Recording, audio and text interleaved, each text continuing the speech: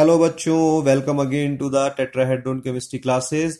तो बच्चों, आज मैं आपके लिए लेकर आया हूं क्लास 7th के फ्रैक्शन चैप्टर का सेकंड पार्ट, जिसमें कि हम आज डिस्कशन करेंगे डिवीजन ऑफ फ्रैक्शंस के बारे में। काफी डिटेल में जानेंगे और जितनी भी एनसीईआरटी 2025 के अंदर प्रॉब्लम्स हैं एक एक करके सारी सॉल्व करेंगे, सारे कंसेप्ट समझेंगे। लेकिन याद रखिए, कितना भी पढ़ लीजिए वो कम ही होता है।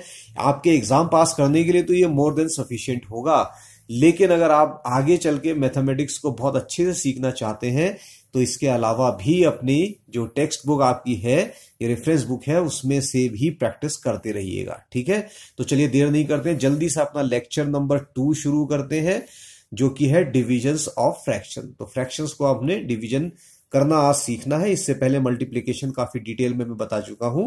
अगर वो वीडियो आपने नहीं देखा है तो डिस्क्रिप्शन बॉक्स में लिंक है, जाके पहले जल्दी से उसको देख लीजिए। ठीक है, उसके बाद डिविजन्स में फिर हम बात आ जाएंगे आपका। ठीक है, तो चलिए हम शुरू करते हैं अपना चैप्टर डिवीजन ऑफ फ्रैक्शंस। तो डिवीजन ऑफ फ्रैक्शंस जानने के लिए किसी फ्रैक्शन का रेसिप्रोकल जानना बहुत जरूरी होता है। देखिए, अभी आप बहुत छोटे हैं, बहुत जूनियर हैं, तो आपको रेसिप्रोकल का मतलब शायद ना पता हो। वैसे कई लोगों को पता होता है।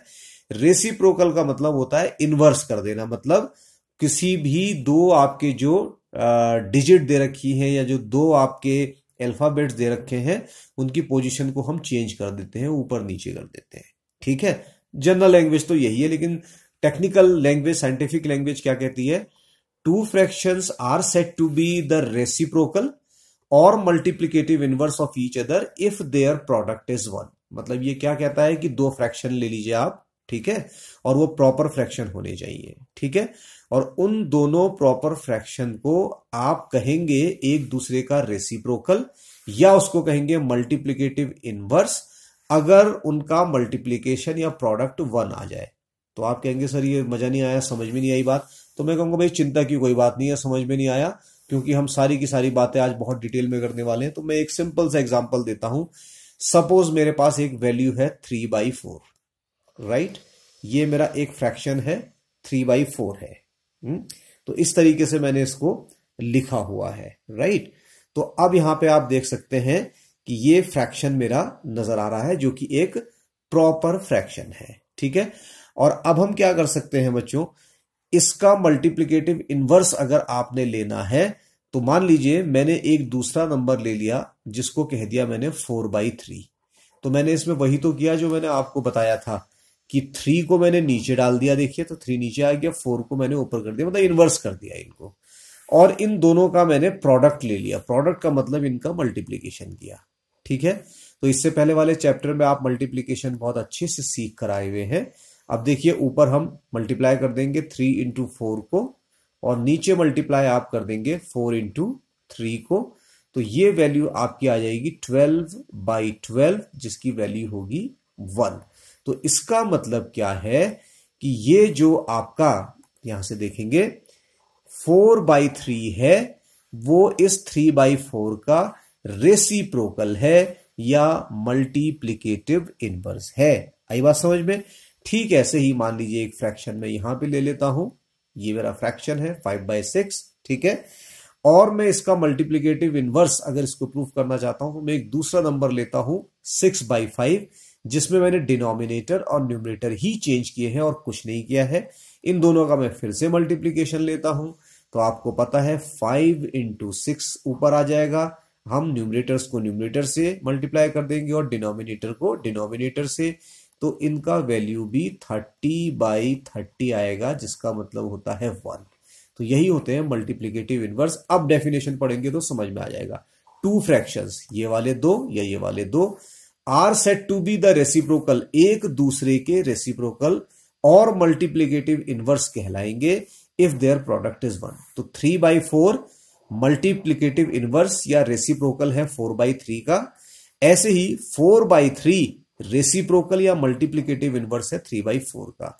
ऐसे यहां पे 5/6 मल्टीप्लिकेटिव इनवर्स है 6/5 का, और ऐसे ही 6/5 मल्टीप्लिकेटिव इनवर्स है 5/6 का, या आप इसको रेसिप्रोकल भी बोल सकते हैं। ये समझना आपके लिए बच्चों बहुत जरूरी होता है। चलिए आगे चलते हैं। आगे आपको मिलती है डेफिनेशन डिविजन्स की। The division of a fraction A by B, तो ये क्या कह रहा है कि कोई आपने फ्रैक्शन ले रखा है बच्चों, वो फ्रैक्शन है ए बाई बी, राइट। तो ये क्या कहता है यहां से, the division of a fraction A by B by a non zero fraction C by D. अब क्या करते हैं कि इसका डिवीजन कर लेते हैं। कैसे? डिवाइड का साइन लगाइए और एक नॉन जीरो फ्रैक्शन दूसरा लीजिए सी बाई डी। यही तो बात हुई, तो मैंने यहीं तक की तो बात करी। The division of a fraction A by B by a non by fraction C by D, मतलब ए बाई बी को डिवाइड कर रहा हूं किसी दूसरे फ्रैक्शन सी बाई डी से। तो बेसिकली इट इज है क्या, it is defined as the product of the A by B with the reciprocal of the C by D. मतलब ए बाई, अगर हम इसको डिवाइड करते हैं, इसका सिंपल सा मतलब है कि ए बाई बी का प्रोडक्ट सी बाई डी के मल्टीप्लीकेटिव इनवर्स या रेसिप्रोकल का जो आएगा वही इसका डिवीजन कहलाएगा। तो इसका सिंपल सा मतलब है, देखिए क्या है, इसको ऐसे लिखा जा सकता है ए बाई बी, और आपको मालूम है प्रोडक्ट का मतलब होता है मल्टीप्लीकेशन, क्योंकि आपने प्रोडक्ट निकालना है। किसके साथ निकालना है? Reciprocal of C by D. तो सी बाई डी का रेसिप्रोकल क्या हो जाएगा? डी ऊपर और सी नीचे। भाई अभी सिखाया मैंने आपको कि आप रेसिप्रोकल में या मल्टीप्लिकेटिव इनवर्स में क्या करते हैं, डिनोमिनेटर को न्यूमरेटर बना देते हैं, न्यूमरेटर को डिनोमिनेटर में। तो बेसिकली ए बाई बी को अगर आप डिवाइड करते हैं सी बाई डी को, इसका मतलब होता है कि आप ए बाई बी को मल्टीप्लाई करेंगे इसके रेसिप्रोकल से, मतलब डी बाई सी से।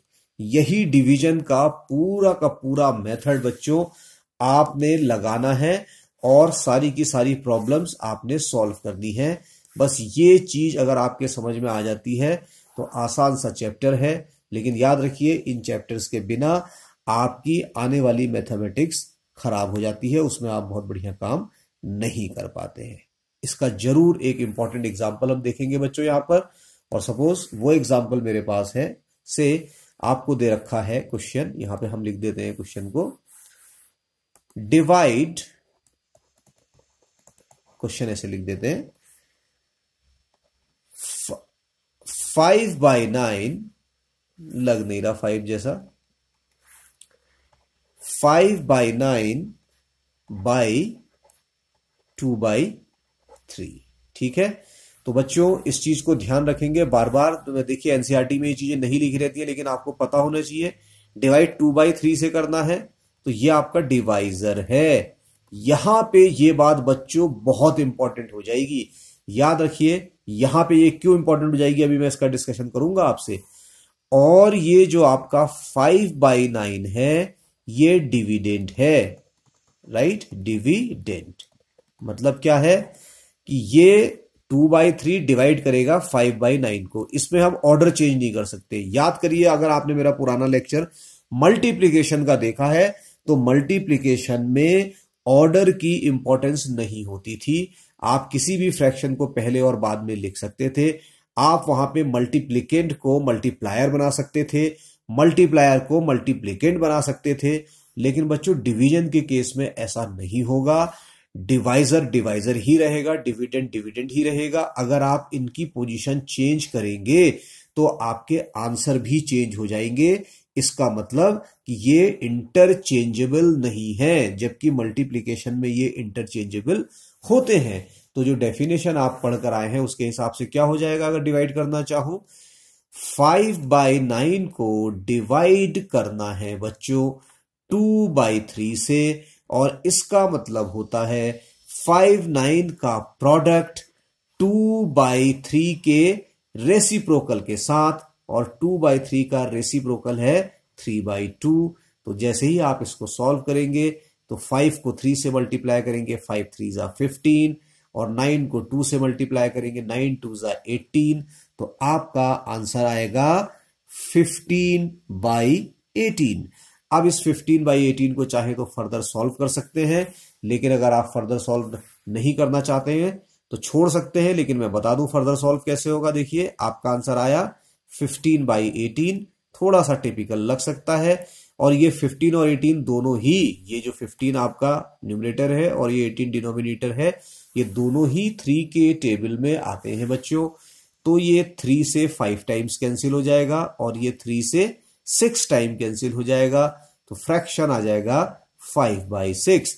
तो आप देखेंगे 5/6 इक्विवेलेंट है, तो इक्विवेलेंट के लिए मैं EQ लिख देता हूं, किसके, 15/18 के। तो ये दोनों फ्रैक्शन इक्विवेलेंट फ्रैक्शन है, बराबर फ्रैक्शन है। तो इस तरीके से आप निकाल सकते हैं और यही चीज आप यहां पर भी कर सकते थे। ठीक है, जैसे आपके पास क्या आया था बच्चों, आपके पास आया था, देखिए 5/9 इंटू 3/2, यही तो आया था। यहां पे नीचे आप देखिए, तो इसको मैं यहां पर भी तो सॉल्व कर सकता था। 3 से 9 को 3 टाइम्स कैंसिल कर दूं, ठीक हो गया बच्चों। तो 5 के ऊपर 5 ही रह जाएगा और नीचे 3 2 जा 6 आ जाएगा। तो 5/6 ऐसे भी आ सकता है। ठीक है, तो बस ये बात याद रखिएगा, यहां पर कम्यूटेटिव प्रॉपर्टी डिवीजन में नहीं होती है। तो मैं यहां पे लिख दूं आपके लिए, no commutative property, commutative property, ठीक है, no commutative property, okay, of division, division, ठीक है। जबकि मल्टीप्लीकेशन में क्या होता था, ए को बी से मल्टीप्लाई करिए तो ये बी को ए से मल्टीप्लाई करिए तब भी बराबर आता था। कैसे, जैसे 5 को 6 से मल्टीप्लाई करा तो इसकी वैल्यू आएगी 30। यहां पर अगर आप देखेंगे 6 को 5 से मल्टीप्लाई करें, चेंज कर दें, तब भी वैल्यू आएगी बच्चों 30। आंसर में फर्क नहीं पड़ेगा। लेकिन यहां पे आप चेक करके देख सकते हैं, डिवाइजर को अगर आपने इंटरचेंज कर दिया डिविडेंड के साथ तो फिर वैल्यू 15/18 नहीं आएगी, मतलब 5/6 नहीं आएगी, फिर वैल्यू दूसरी आएगी। तो याद रखिए यहां पर ये इंटरचेंज पॉसिबल नहीं है बच्चों। इसके बाद आगे चलते हैं। देखिए एनसीईआरटी की प्रॉब्लम में क्या कहती है, Leena made 5 cups of tea, she used 1/4 litre of milk for this, how much milk is there in each cup of tea. अच्छा, यहां पे मैं आपको एक इंपॉर्टेंट बात बहुत बता देता हूं बच्चों, याद रखिएगा, जब भी डिवीजन करना होता है तो उसमें हम क्या करते हैं, कोई एक चीज को या एक ग्रुप को कई लोगों में बांटते हुए चलते हैं। तो बांटते हुए चलते हैं तो आगे हर इंडिविजुअल को कम चीज मिलती है। तो यहां पे हमेशा और हमेशा डिवाइड का ये रूल याद रखेंगे। भाई डिवाइड जैसे कर देंगे मतलब बांट देंगे। फॉर एग्जाम्पल आपके पास 10 चॉकलेट्स थी और आपने वो 2 फ्रेंड्स में बांटनी है, तो क्या करेंगे, एक फ्रेंड को आप दे देंगे 5, दूसरे फ्रेंड को दे देंगे 5, तो टोटल 10 होगी, लेकिन उसके 2 पार्ट हो गए, तो 5 एक को मिले, 5 एक को मिले, तो नीचे को जितना मिलते जाए तो कम होता चला जाता है। लेकिन अगर 2 फ्रेंड को ना बांट के आपने ये 5 फ्रेंड को बांटनी होती, तब हर फ्रेंड को 2 मिलती। तो याद रखिएगा डिवीजन में हमेशा वैल्यू नीचे की तरफ को कम होती चलती है। तो ये प्रॉब्लम अगर आप सॉल्व करना चाहते हैं बच्चों, तो इसके लिए हम यहां पे इसका सॉल्यूशन बनाएंगे। SOLN में लिखता हूं, ये मेरा तरीका है, आप आंसर भी लिख सकते हैं। अब इसको हम सॉल्व करेंगे। तो 5 कप ऑफ टी बन रही है और इसके लिए 1/4 लीटर दूध लग रहा है। तो मैं यहां पे सीधे लिख सकता हूं 5 cups of tea contains, मतलब इसमें कितना दूध है, कितना है बच्चों, 1/4 लीटर दूध है। ठीक हो गया।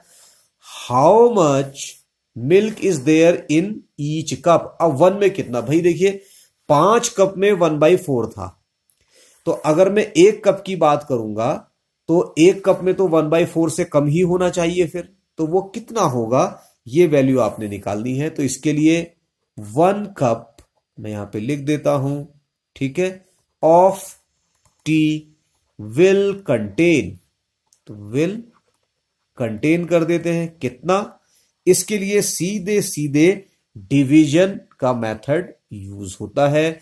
उसके लिए सीधा सीधा तरीका है टोटल मिल्क इन लीटर्स, किसमें, लीटर्स में। ओके, डिवाइडेड बाय टोटल, यहां पे लिख देंगे क्या, कप्स। तो टोटल मिल्क कितना था, 1/4 डिवाइडेड बाय टोटल कप कितने बनने थे, 5। इसको ही कैसे लिख सकते हो, 1/4 डिवाइडेड बाय 5। सॉल्व कैसे करेंगे, 1/4 डिवाइड को, ये जो डिवाइड का साइन था बच्चों, इसको मल्टीप्लाई में चेंज करेंगे और इस 5 का रेसिप्रोकल ले लेंगे, मल्टीप्लिकेटिव इनवर्स। तो 5 का मल्टीप्लिकेटिव इनवर्स होगा 1/5 बच्चों। याद रखिए, किसी भी नंबर का मल्टीप्लिकेटिव इनवर्स जो है वो 1 के साथ नीचे 1 न्यूमरेटर बनाता है और डिनोमिनेटर में वो नंबर खुद चला जाता है। तो अगर आप इसको फिर मल्टीप्लाई करेंगे तो आपको मिल जाएगा 1/20 लीटर्स। तो हर एक कप में 1/20 लीटर है और आप जानते हैं 1/20 litre is less than 1/4 litres. तो ये आपका फ्रैक्शन छोटा है और ये फ्रैक्शन आपका बड़ा है। तो इस तरीके से आप इसको देख सकते हैं। फ्रैक्शंस को छोटा बड़ा पता करने के लिए मैंने पहले भी आपको बहुत अच्छी तरीके से बताया है, जब न्यूमरेटर सेम हो, जैसे यहां पे न्यूमरेटर सेम है, तो जिसका डिनोमिनेटर कम होता है बच्चों वो बड़ा फ्रैक्शन होता है और जिसका डिनोमिनेटर ज्यादा होता है छोटा फ्रैक्शन होता है। तो ये प्रॉब्लम सॉल्व होती है बच्चों। इसके बाद चलते हैं नेक्स्ट में। Cover an area of 7.5 square units with square bricks each of whose side is 1/5 units, how many bricks are needed. तो इसके लिए आपको पहले देखना है कि टोटल एरिया कितना है, टोटल कवर कितना है। तो मैं यहां पे फिर अपने ही तरीके से इसका सॉल्यूशन लिखता हूं SOLN और यहां से मैं लिखता हूं टोटल एरिया। लैंग्वेज पे जरूर ध्यान देंगे बच्चों, ये आपको बनाना आना चाहिए, जनरली बच्चों को ये नहीं आता है। Total area which need to cover, वो कितना है 7.5। चाहे इसको 7.5 को ऐसे लिखे चाहे बीच में प्लस लिखे, ये मैंने पहले भी आपको कई बार बताया है, एक ही बात होती है। ठीक है बच्चों, इसको मैं फर्दर सॉल्व कर सकता हूं। सॉल्व करने का तरीका आपको पता है, कैसे इसको सॉल्व किया जाता है बच्चों, बताइए फटाफट। 2 को 7 से मल्टीप्लाई करेंगे तो 7 2 जा 14 हो जाएगा, राइट। और इस 14 में ये 1 ऐड कर देंगे। देखिए ये तो मल्टीप्लीकेशन हो गया 2 और 7, और फिर ये 1 ऐड हो गया तो 14 + 1 कितना हो जाता है बच्चों, 15 हो जाता है। और डिनोमिनेटर ही रहता है। ठीक है, तो इसको हम लिख सकते हैं 15/2 स्क्वायर मीटर। इतना एरिया आपने कवर करना है बच्चों। ठीक है, चाहे आप 7.5 लिखे चाहे 15/2 लिखें। तो ये आपका एक इम्प्रॉपर फ्रैक्शन नजर आ रहा है यहां पे, और इम्प्रॉपर फ्रैक्शन में को हमेशा मिक्स फ्रैक्शन के फॉर्म में ऐसे लिखा जा सकता है। ये सब मैं पहले बता चुका हूं। तो इतना एरिया आपने स्क्वायर मीटर का कवर करना है, या स्क्वायर यूनिट्स करते। देखिए मीटर तो शायद क्वेश्चन में नहीं दिया है, अच्छा यूनिट्स दिया हुआ है, तो थोड़ा सा ठीक कर लेते हैं बच्चों। मीटर ना लिख के हम इसको लिख लेते हैं स्क्वायर यूनिट्स। इतना एरिया कवर करना है। ठीक हो गया बच्चों। अब एरिया अगर आपने करना है तो और एरिया कवर किससे करना है, ब्रिक से करना है। जो ईंट वहां पे रखी हुई है, ब्रिक्स आप जानते हैं, उससे करना है। तो हमको ब्रिक का टोटल जो है एरिया चाहिए होगा कि ब्रिक का आखिर खुद का टोटल एरिया कितना है, राइट। तो हम ब्रिक का एरिया निकालेंगे यहां पे। तो मैं यहां पे लिखूंगा एरिया ऑफ स्क्वायर ब्रिक। और स्क्वायर ब्रिक का, भाई स्क्वायर ब्रिक का मतलब स्क्वायर का फॉर्मूला, ठीक है, स्क्वायर का एरिया। और स्क्वायर का एरिया आपको पता है क्या होता है बच्चों, साइड का स्क्वायर होता है। ये फॉर्मूला है बच्चों, ठीक है, ये पता होना चाहिए। और कितना यूनिट दे रखा है बच्चों, 1/5 यूनिट जो है एक ब्रिक का जो है एक साइड है। तो इसका टोटल एरिया निकालेंगे तो 1/5 का स्क्वायर कर देंगे। इसका मतलब है 1/5 multiplied by 1/5, this will give you 1/25 units. तो ये आपको यहां से मिलता हुआ नजर आता है। ठीक हो गया बच्चों। तो कितने ब्रिक्स की जरूरत पड़ेगी, तो मैं यहां पे लिख सकता हूं बच्चों, number of bricks equals to total area need to cover. इसको कवर करना है, कवर किससे करना है, स्क्वायर ब्रिक से करना है आपको, तो एरिया ऑफ ब्रिक। और याद रखिएगा बच्चों, डायमेंशनली ये इक्वल होने चाहिए, तभी इस तरीके से आप इसको सॉल्व कर सकते हैं। डायमेंशनली का मतलब है ऊपर वाला एरिया है तो नीचे वाला भी एरिया है। अगर ऊपर एरिया होता नीचे वॉल्यूम होता तो आप सॉल्व नहीं कर पाते, या तो दोनों को एक यूनिट में चेंज करते। तो एक ट्रिक यहां से भी पता चलती है आपको कि टोटल एरिया क्या होगा, पूरा का पूरा एक स्क्वायर यूनिट कवर करनी है। भाई मान लीजिए कि वो स्क्वायर यूनिट आपकी कुछ इस तरीके से दिखती है, राइट। सॉरी, इसको ऐसे तो नहीं बनाना चाहिए, थोड़ा बेहतर बनाते हैं इसको। वो बेहतर मान लीजिए इस तरीके से है, राइट। ये आपकी एक स्क्वायर यूनिट है, ओके। और ये जो टोटल स्क्वायर यूनिट है बच्चों, इस पूरे का एरिया है 7.5। इसको कवर करना है। अब इसको कवर करना किससे है, इसको हमने ये छोटे छोटे जो ईंट अंदर ब्रिक लगाने हैं बच्चों, इन ब्रिक से इनको आपने कवर करना है। ठीक है, तो एक सेगमेंट अगर मैं निकाल लेता हूं ऐसे करके ब्रिक, तो इस ब्रिक की जो ब्रिक है आपकी, इसकी जो एक साइड आपको दे रखी है, राइट, ये जो एक साइड है ये 1/5 यूनिट की है, राइट। तो इस पूरे का एरिया में निकालूंगा तो वो एरिया ये 1/25 आया। ठीक है, यहां पे आप देख सकते हैं 1/25। तो अब आप देख सकते हैं कि बहुत सारी ब्रिक्स की यहां पे जरूरत पड़ेगी। तो ये टोटल ब्रिक्स है कितनी, तो इसके लिए टोटल एरिया को ब्रिक के एरिया से डिवाइड करना पड़ेगा। तो टोटल एरिया बच्चों आपका था 15/2। ठीक है, डिवाइड की जगह में डिवाइड का साइन लगाता हूं। एरिया ऑफ ब्रिक है 1/25। आपको पता है डिवाइड का मतलब होता है उस नंबर के जो भी डिवाइजर आपका है, डिवाइजर का रेसिप्रोकल ले लीजिए। 1/25 का रेसिप्रोकल होगा 25। ठीक है, देखिए जब खाली नंबर होता है तो उसको 1/, में लिख देते हैं, लेकिन जब पूरा 1/5 होगा तो इसका रेसिप्रोकल ऊपर, देखिए ये ऊपर आएगा और नीचे आ जाएगा 1, तो 25/1 हो जाएगा, जिसका मतलब 25 ही होता है। अगर आप चाहें, कंफ्यूजन हो रहा है तो ऐसे भी लिख सकते हैं, ये इसका रेसिप्रोकल हो गया। तो रेसिप्रोकल जैसे ही आप इसको सॉल्व करेंगे बच्चों, तो 25 को 15 से मल्टीप्लाई करिए तो ये वैल्यू 375 आएगी बच्चों। और इसको फिर आप डिवाइड करिए किससे, 2 से। तो टोटल इतने ब्रिक्स की जरूरत आपको पड़ने वाली है बच्चों, 375/2 इतने ब्रिक्स की जरूरत आपको पड़ेगी। चाहे तो आप इसको सॉल्व कर सकते हैं। कैसे सॉल्व कर सकते हैं, देखिए मैं यहां पे आपको करके बता देता हूं। 2 1 2, ठीक है, फिर कैरी आ जाएगा 1, तो ये 17 हो जाएगा। तो 2 8 16, फिर 1 आएगा, 2 7 14, फिर आ जाएगा 2 5 10।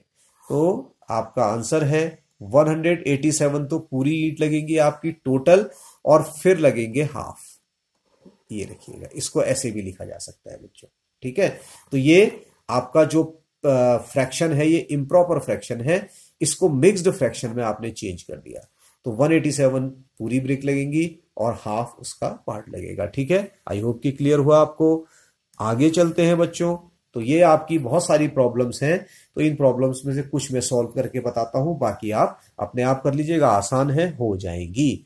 तो पहले मैं इस प्रॉब्लम को सॉल्व करता हूं बच्चों। ए को 3 को डिवाइड करना था, आप देख सकते हैं किससे, 7/9 से। ये डिवाइजर है, तो इस डिवाइजर का रेसिप्रोकल लेना पड़ेगा या मल्टीप्लिकेटिव इनवर्स लेना पड़ेगा, और उसमें डिवाइड के साइन को मल्टीप्लाई के साइन से चेंज भी करना पड़ेगा। तो ये 9/7 हो जाएगा। ठीक है बच्चों, 9/7 का मतलब है 3 × 9/7, ये आपको मिलेगा 27/7। ये इसका आंसर हो जाएगा बच्चों। ठीक है, इस 20 क्योंकि ये भी देखिए आपका क्या है ये एक इम्प्रॉपर फ्रैक्शन है। इम्प्रॉपर फ्रैक्शन में क्या होता है बच्चों, डिनोमिनेटर छोटा और न्यूमरेटर बड़ा होता है। तो इसको आप मिक्स्ड फ्रैक्शन में भी चेंज कर सकते हैं, और अगर आपने इसको मिक्स्ड फ्रैक्शन में चेंज करना है तो ये आ जाएगा 3/6/7। इसको कैसे पढ़ेंगे, 3/6/7। आप कहेंगे कैसे आया, तो मैं कहूंगा भैया परेशान होने की जरूरत नहीं, ये 27 डिविडेंट है, 7 ये डिवाइजर है, राइट। तो हम इसको फिर यहां से डिवाइड कर देते हैं, ठीक। 7 3 21, रिमाइंडर आ गया 6। चलते हैं क्लॉकवाइज, पहले आपने लिया 3, ठीक है, यहां पे 3 लिख देंगे, फिर रिमाइंडर 6 आ जाएगा, और हमेशा डिनोमिनेटर डिनोमिनेटर रहेगा। तो ऐसे आप चलते हैं इस तरीके से, ये आंसर आ गया। ऐसे ही बच्चों अब यहां पर भी आप कर सकते हैं। देखिए इसमें सिर्फ चेंज क्या किया, ये आपका डिविडेंड है, ये डिवाइजर है, तो इसका जो रेसिप्रोकल इनवर्स होगा बच्चों, इसका रेसिप्रोकल इनवर्स क्या आएगा, 14/4 मल्टीप्लाई कर दोगे 2 के रेसिप्रोकल से या मल्टीप्लिकेटिव इनवर्स से, तो ये आ जाएगा बच्चों 14/8।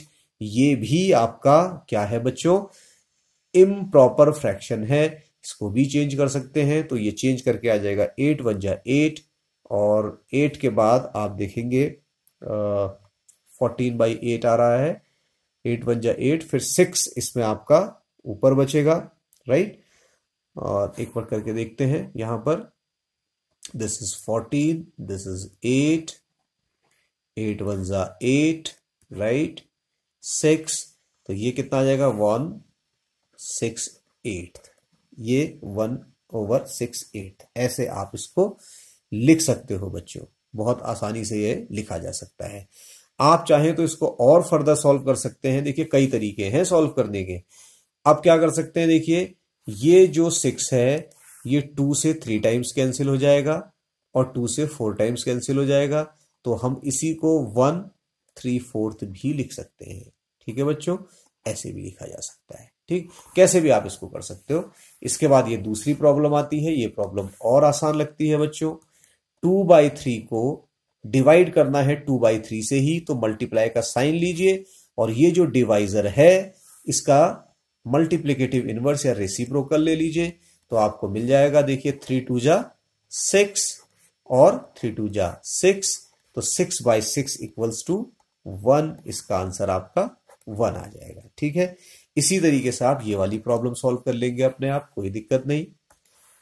ये प्रॉब्लम भी सॉल्व हो जाएगी, ये प्रॉब्लम भी सॉल्व हो जाएगी, ये भी सॉल्व हो जाएगी, ये भी, ये सब कर लेंगे, ये भी कर लेंगे। ये वाली मैं आपको सॉल्व करके दिखाता हूं, क्योंकि इसमें दोनों मिक्स्ड फ्रैक्शन लिए हुए हैं। तो मिक्स्ड फ्रैक्शन जब लिए हुए हैं तो मैं इसको लिखूंगा बच्चों 3 डिवाइडेड बाय 1 3/8। तो पहले मैं इनको चेंज करूं, इन मिक्स्ड फ्रैक्शन को चेंज करूंगा मैं किसमें बच्चों, इम्प्रॉपर फ्रैक्शन में, ठीक है। मिक्स हमेशा इम्प्रॉपर फ्रैक्शन में ही चेंज होते हुए नजर आते हैं बच्चों। तो 3 को 3 से मल्टीप्लाई कर दीजिए, 3 3 9, और 9 + 2 11, 11/3। तो यहां पर मैं इस फ्रैक्शन को क्या लिख सकता हूं बच्चों, 11/3। ये इम्प्रॉपर फ्रैक्शन है, ठीक है, क्योंकि इसमें डिनोमिनेटर छोटा और न्यूमरेटर बड़ा है बच्चों। फिर इसमें डिवाइड का साइन लगा देता हूं। अब ऐसा ही मैं यहां करता हूं, 8 1 8, 8 + 3 11, और 8 नीचे है तो 11/8 यहां पर मैं लिख दूंगा, तो ये हो जाएगा मेरा 11/8। इसके मल्टीप्लीकेशन का मतलब है 11/3 डिविडेंड को अनचेंज रखेंगे, डिवाइड के साइन को मल्टीप्लाई से चेंज करेंगे, और 11/8 का रेसिप्रोकल ले लेंगे जो कि 8/11 होगा, और मल्टीप्लाई करेंगे तो यहां पर 88 आएगा, और यहां पर आएगा आपका 33। तो इस तरीके से आप इस प्रॉब्लम को भी सॉल्व कर सकते हैं। और इसको अगर आप सॉल्व करना चाहेंगे 11 से, तो 11 8 88, 11 3 33, तो फिर से ये इसमें कन्वर्ट हो जाएगा। इसको फिर से मिक्स फ्रैक्शन में ले सकते हैं, तो कैसे आपका आ जाएगा, 8 यहां ले लीजिए, 3 यहां ले लीजिए, 3 2 6 कर दीजिए, 2 रिमाइंडर बचेगा, तो इसको आप लिख सकते हैं 2 2/3। ये इसका आंसर आ जाएगा बच्चों। तो इस तरीके से बहुत आसानी से ये प्रॉब्लम आप सॉल्व कर सकते हैं, ठीक है। सारी प्रॉब्लम सॉल्व कर लेंगे। इसके बाद हम चलते हैं बच्चों आगे। आगे मेरी प्रॉब्लम क्या कहती है, इसको ध्यान दीजिए। नंबर देखिए, नंबर यहां पे अलग है, मैंने अपने हिसाब से डाले, लेकिन प्रॉब्लम सारी आपकी एनसीईआरटी की है। Maria bought 8 metre of the lace to decorate the bags she made for school. Maria ने स्कूल के लिए कुछ बैग बनाए थे, उनको डेकोरेट करने के लिए वो 8 मीटर लेस लेकर आई। She used 1/4 metre for each bag. ठीक है, तो इस 8 मीटर में से इसका 1/4 उसने एक बैग के लिए इस्तेमाल किया। ठीक है, और सारी लेस खत्म कर दी। तो बताइए how many bags did she decorate, उसने टोटल कितने बैग डेकोरेट करे। तो बहुत आसान सा क्वेश्चन है बच्चों, कैसे सॉल्व कर सकते हैं। मैं यहां पर फिर इसका सॉल्यूशन लिखूंगा, और सॉल्यूशन को आप देखिए पहले निकाल लीजिए total length of the less. तो मैं यहां पर लिखूंगा total length of less. Question में दिया है कितना लाई है बच्चों, 8 मीटर यहां पे दे रखा है, इतनी लाई है, राइट, ये ध्यान रखिएगा। ठीक है, और यहां पे लिखिए टू डेकोरेट, ये भी क्वेश्चन में दिया है बच्चों, जो क्वेश्चन में दिया है पहले उसे लिखिए। टू डेकोरेट 1 बैग, ठीक है, to decorate 1 bag less required, एक बैग को डेकोरेट करने के लिए जो लेस चाहिए वो है 1/4 मीटर। ऑब्वियसली 1/4 मीटर 8 मीटर से छोटा है, और ये क्योंकि प्रॉब्लम्स चल रही हैं डिविजन्स की, तो 8 को आप डिवाइड कर दीजिए 1/4 से, तो टोटल बैग आपके निकल आएंगे बच्चों। तो मैं यहां पे लिखता हूं total number of bags, total number of bags that can be decorated by 8 meter less, that is equals to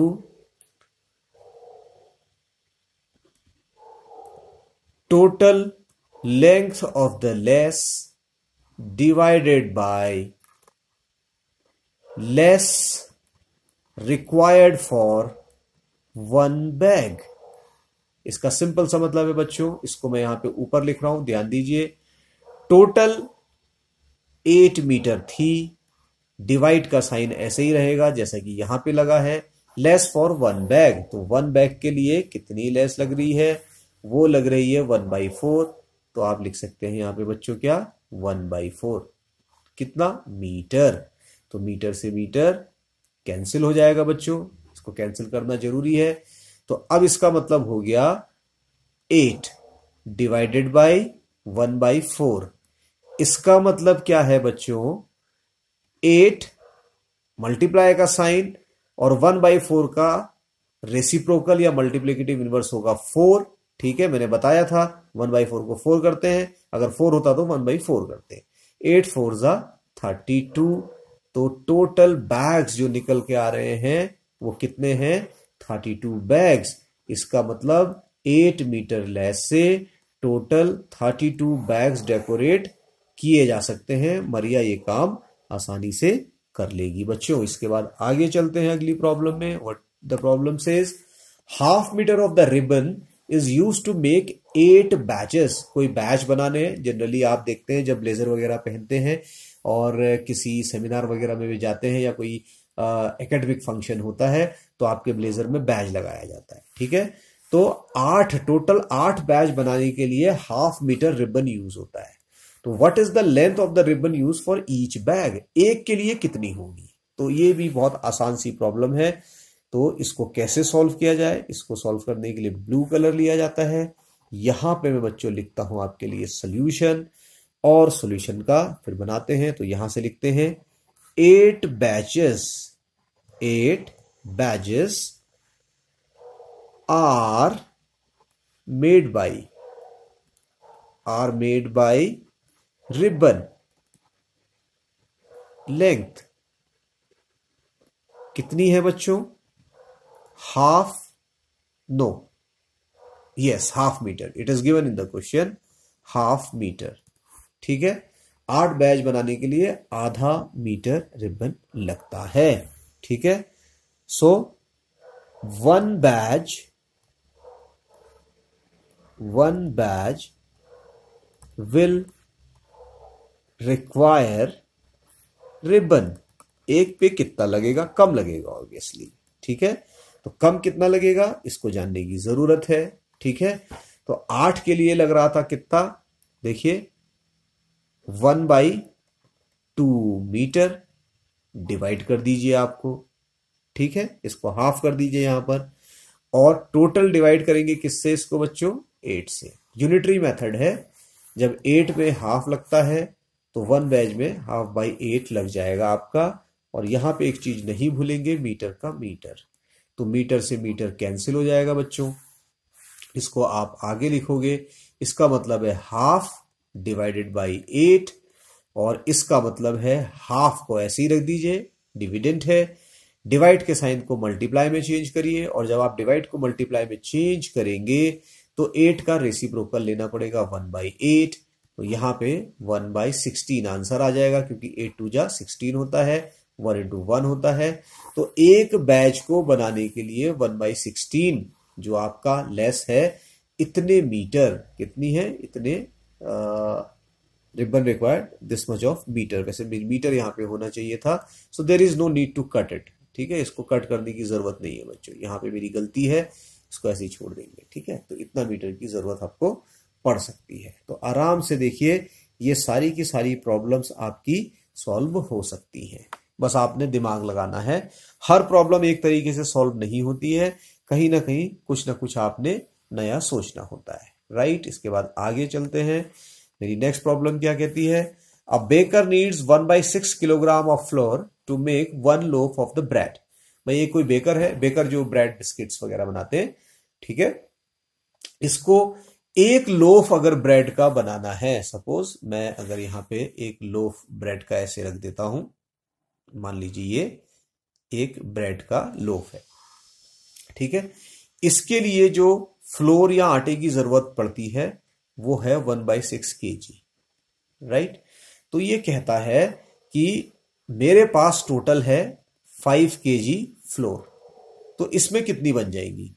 तो सीधी सी बात है, 5 kg को 1/6 kg से आप डिवाइड कर दीजिए, तो आपको पता चल जाएगा कितने लोव्स बनेंगे। तो सॉल्व करने का तरीका कैसे हो सकता है बच्चों, उसको यहां पर आप जरूर देखेंगे। तो यहां पे फिर से लिखता हूं वही अपना तरीका, सॉल्यूशन, और यहां पे लिखते हैं 1 लोफ ऑफ ब्रेड। लैंग्वेज बहुत जरूरी है, याद रखिएगा बच्चों। Required equals to what? 1/6 kg of flour. इतनी बात समझ में आ गई बच्चों। अब आप देखेंगे यहां से, तो number of loaves of bread कैसे निकालेंगे? Number of loaves of bread, plural हो जाएगा बच्चों, लोव्स हो जाएगा, याद रखिए, लोफ का लोव्स हो जाता है। That is equals to total weight of flour, कितना आपके पास अवेलेबल है, डिवाइडेड बाय क्या? फ्लोर नीडेड फॉर और टू मेक 1 लोफ, यही तो है। तो टोटल फ्लोर कितना है बच्चों? ये टोटल वेट फ्लोर का कितना है? 5 kg, राइट। डिवाइडेड बाय एक को बनाने में कितना लग रहा है बच्चों? 1/6 kg, तो यहां पे आप लिखेंगे 1/6 kg, ये लिख दिया आपने। इसका मतलब क्या है बच्चों? इसका मतलब है 5 kg divided by 1/6 of kg, और जब ये डिवाइड में होगा बच्चों, याद रखिएगा, तो kg से kg विल गेट कैंसिल। ठीक हो गया। अब आपके पास जो टोटल मामला बच रहा है बच्चों, वो बच रहा है 5 डिवाइडेड बाय 1/6। इसका मतलब है 5 को ऐसे ही रहने दीजिए, डिवाइड को मल्टीप्लाई में चेंज करिए, और 1/6 का रेसिप्रोकल ले लीजिए या मल्टीप्लिकेटिव इनवर्स ले लीजिए, तो आ जाएगा 30। तो 5 किलो आटे से टोटल 30 लोब्स बन सकते हैं। इस तरीके से ये प्रॉब्लम भी आपकी सॉल्व हो जाती है बच्चों। इसके बाद आगे चलते हैं, क्या कहती है अगली problem. If 1/4 kg of the flour is use to make 12 rotis, how much flour is needed to make 6 rotis. Unitary method है बच्चों, डिवीजन से कोई बहुत ज्यादा इसका मतलब यहां पर है नहीं, लेकिन चलिए फिर भी इस प्रॉब्लम को सॉल्व करके देखते हैं। देखिए मैं इसको आपको ना दो तरीके से सॉल्व करके बताता हूं। मेथड 1 जहां पे मैं मल्टीप्लाई यूज करूंगा, मेथड 2 जहां पे मैं डिवीजन यूज करूंगा। तो कैसे इसको कर सकते हैं, देखिए मैं यहां पे सॉल्यूशन फिर वही अपनी स्टाइल में लिख रहा हूं, this is my way of writing solution. तो मेथड 1 में इसको कहता हूं 12 रोटीज, कितनी बननी है, 12 चपातीज या रोटीज रिक्वायर्ड फ्लोर, आटे की जरूरत है 12 रोटी बनाने के लिए। क्वेश्चन में दिया है 1/4 kg। ठीक हो गया बच्चों। तो आपको निकालना है, देखिए 6 रोटी के लिए निकालना है, तो इसमें डिवाइड का तो कोई बहुत ज्यादा ऐसा इंपॉर्टेंट मेरे को रोल लग नहीं रहा, तो आप यूनिटरी मेथड लगा दीजिए। 1 रोटी के लिए निकाल लीजिए, 1 रोटी विल रिक्वायर, तो 1 रोटी के लिए कितना चाहिए होगा, कितना हो जाएगा 1/4 डिवाइडेड बाय 12 रोटीज। यहां तक तो कोई प्रॉब्लम नहीं है बच्चों, ठीक है। इसका सिंपल सा मतलब क्या है, 1/4 लिखा, इसको डिवाइड को मल्टीप्लाई में चेंज कर दिया, 12 का आपने रेसिप्रोकल ले लिया तो 1/12 हो जाएगा, तो ये 1/48। ठीक है भाई, एक रोटी बनाने के लिए इतने किलोग्राम चाहिए, ठीक है। तो 6 रोटीज के लिए कितना रिक्वायर होगा, 6 रोटीज विल रिक्वायर कितना, जब एक के लिए 1/48 kg होता है तो 6 के लिए इसका 6 टाइम्स हो जाएगा। तो सीधी सी बात है कि एक व्यक्ति, एक आदमी, अगर एक बच्चा एक चॉकलेट खाता है तो 5 बच्चे कितनी खाएंगे, 5 चॉकलेट खाएंगे। तो ऐसे ही एक रोटी अगर 1/48 kg से बनती है तो 6 रोटी बनाने के लिए उसको 6 से मल्टीप्लाई करना पड़ेगा, ठीक है। तो 6 से मल्टीप्लाई करेंगे तो अब आप इसको आसानी से कैंसिल कर सकते हैं, 6 8 जा 48, तो आपका आंसर आ जाएगा बच्चों यहां पर 1/8 kg। तो 1/8 kg से आपकी 6 रोटियां बन जाएंगी। ये तो बच्चों सिंपल सा पहला तरीका आपको नजर आता है जो कि आप आराम से कर सकते हैं, ठीक है। ये तो आपका यूनिटरी मेथड, लगभग यूनिटरी मेथड है, तो मैं यहां पे लिख देता हूं यूनिटरी मेथड, यूनिटरी मेथड। लेकिन अगर आप यूनिटरी मेथड से नहीं करना चाहते, इसका स्क्रीनशॉट ले लीजिए, मैं आपको डिवीजन मेथड से करके दिखाता हूं। जल्दी से स्क्रीनशॉट ले लीजिए, इसको हटा दिया।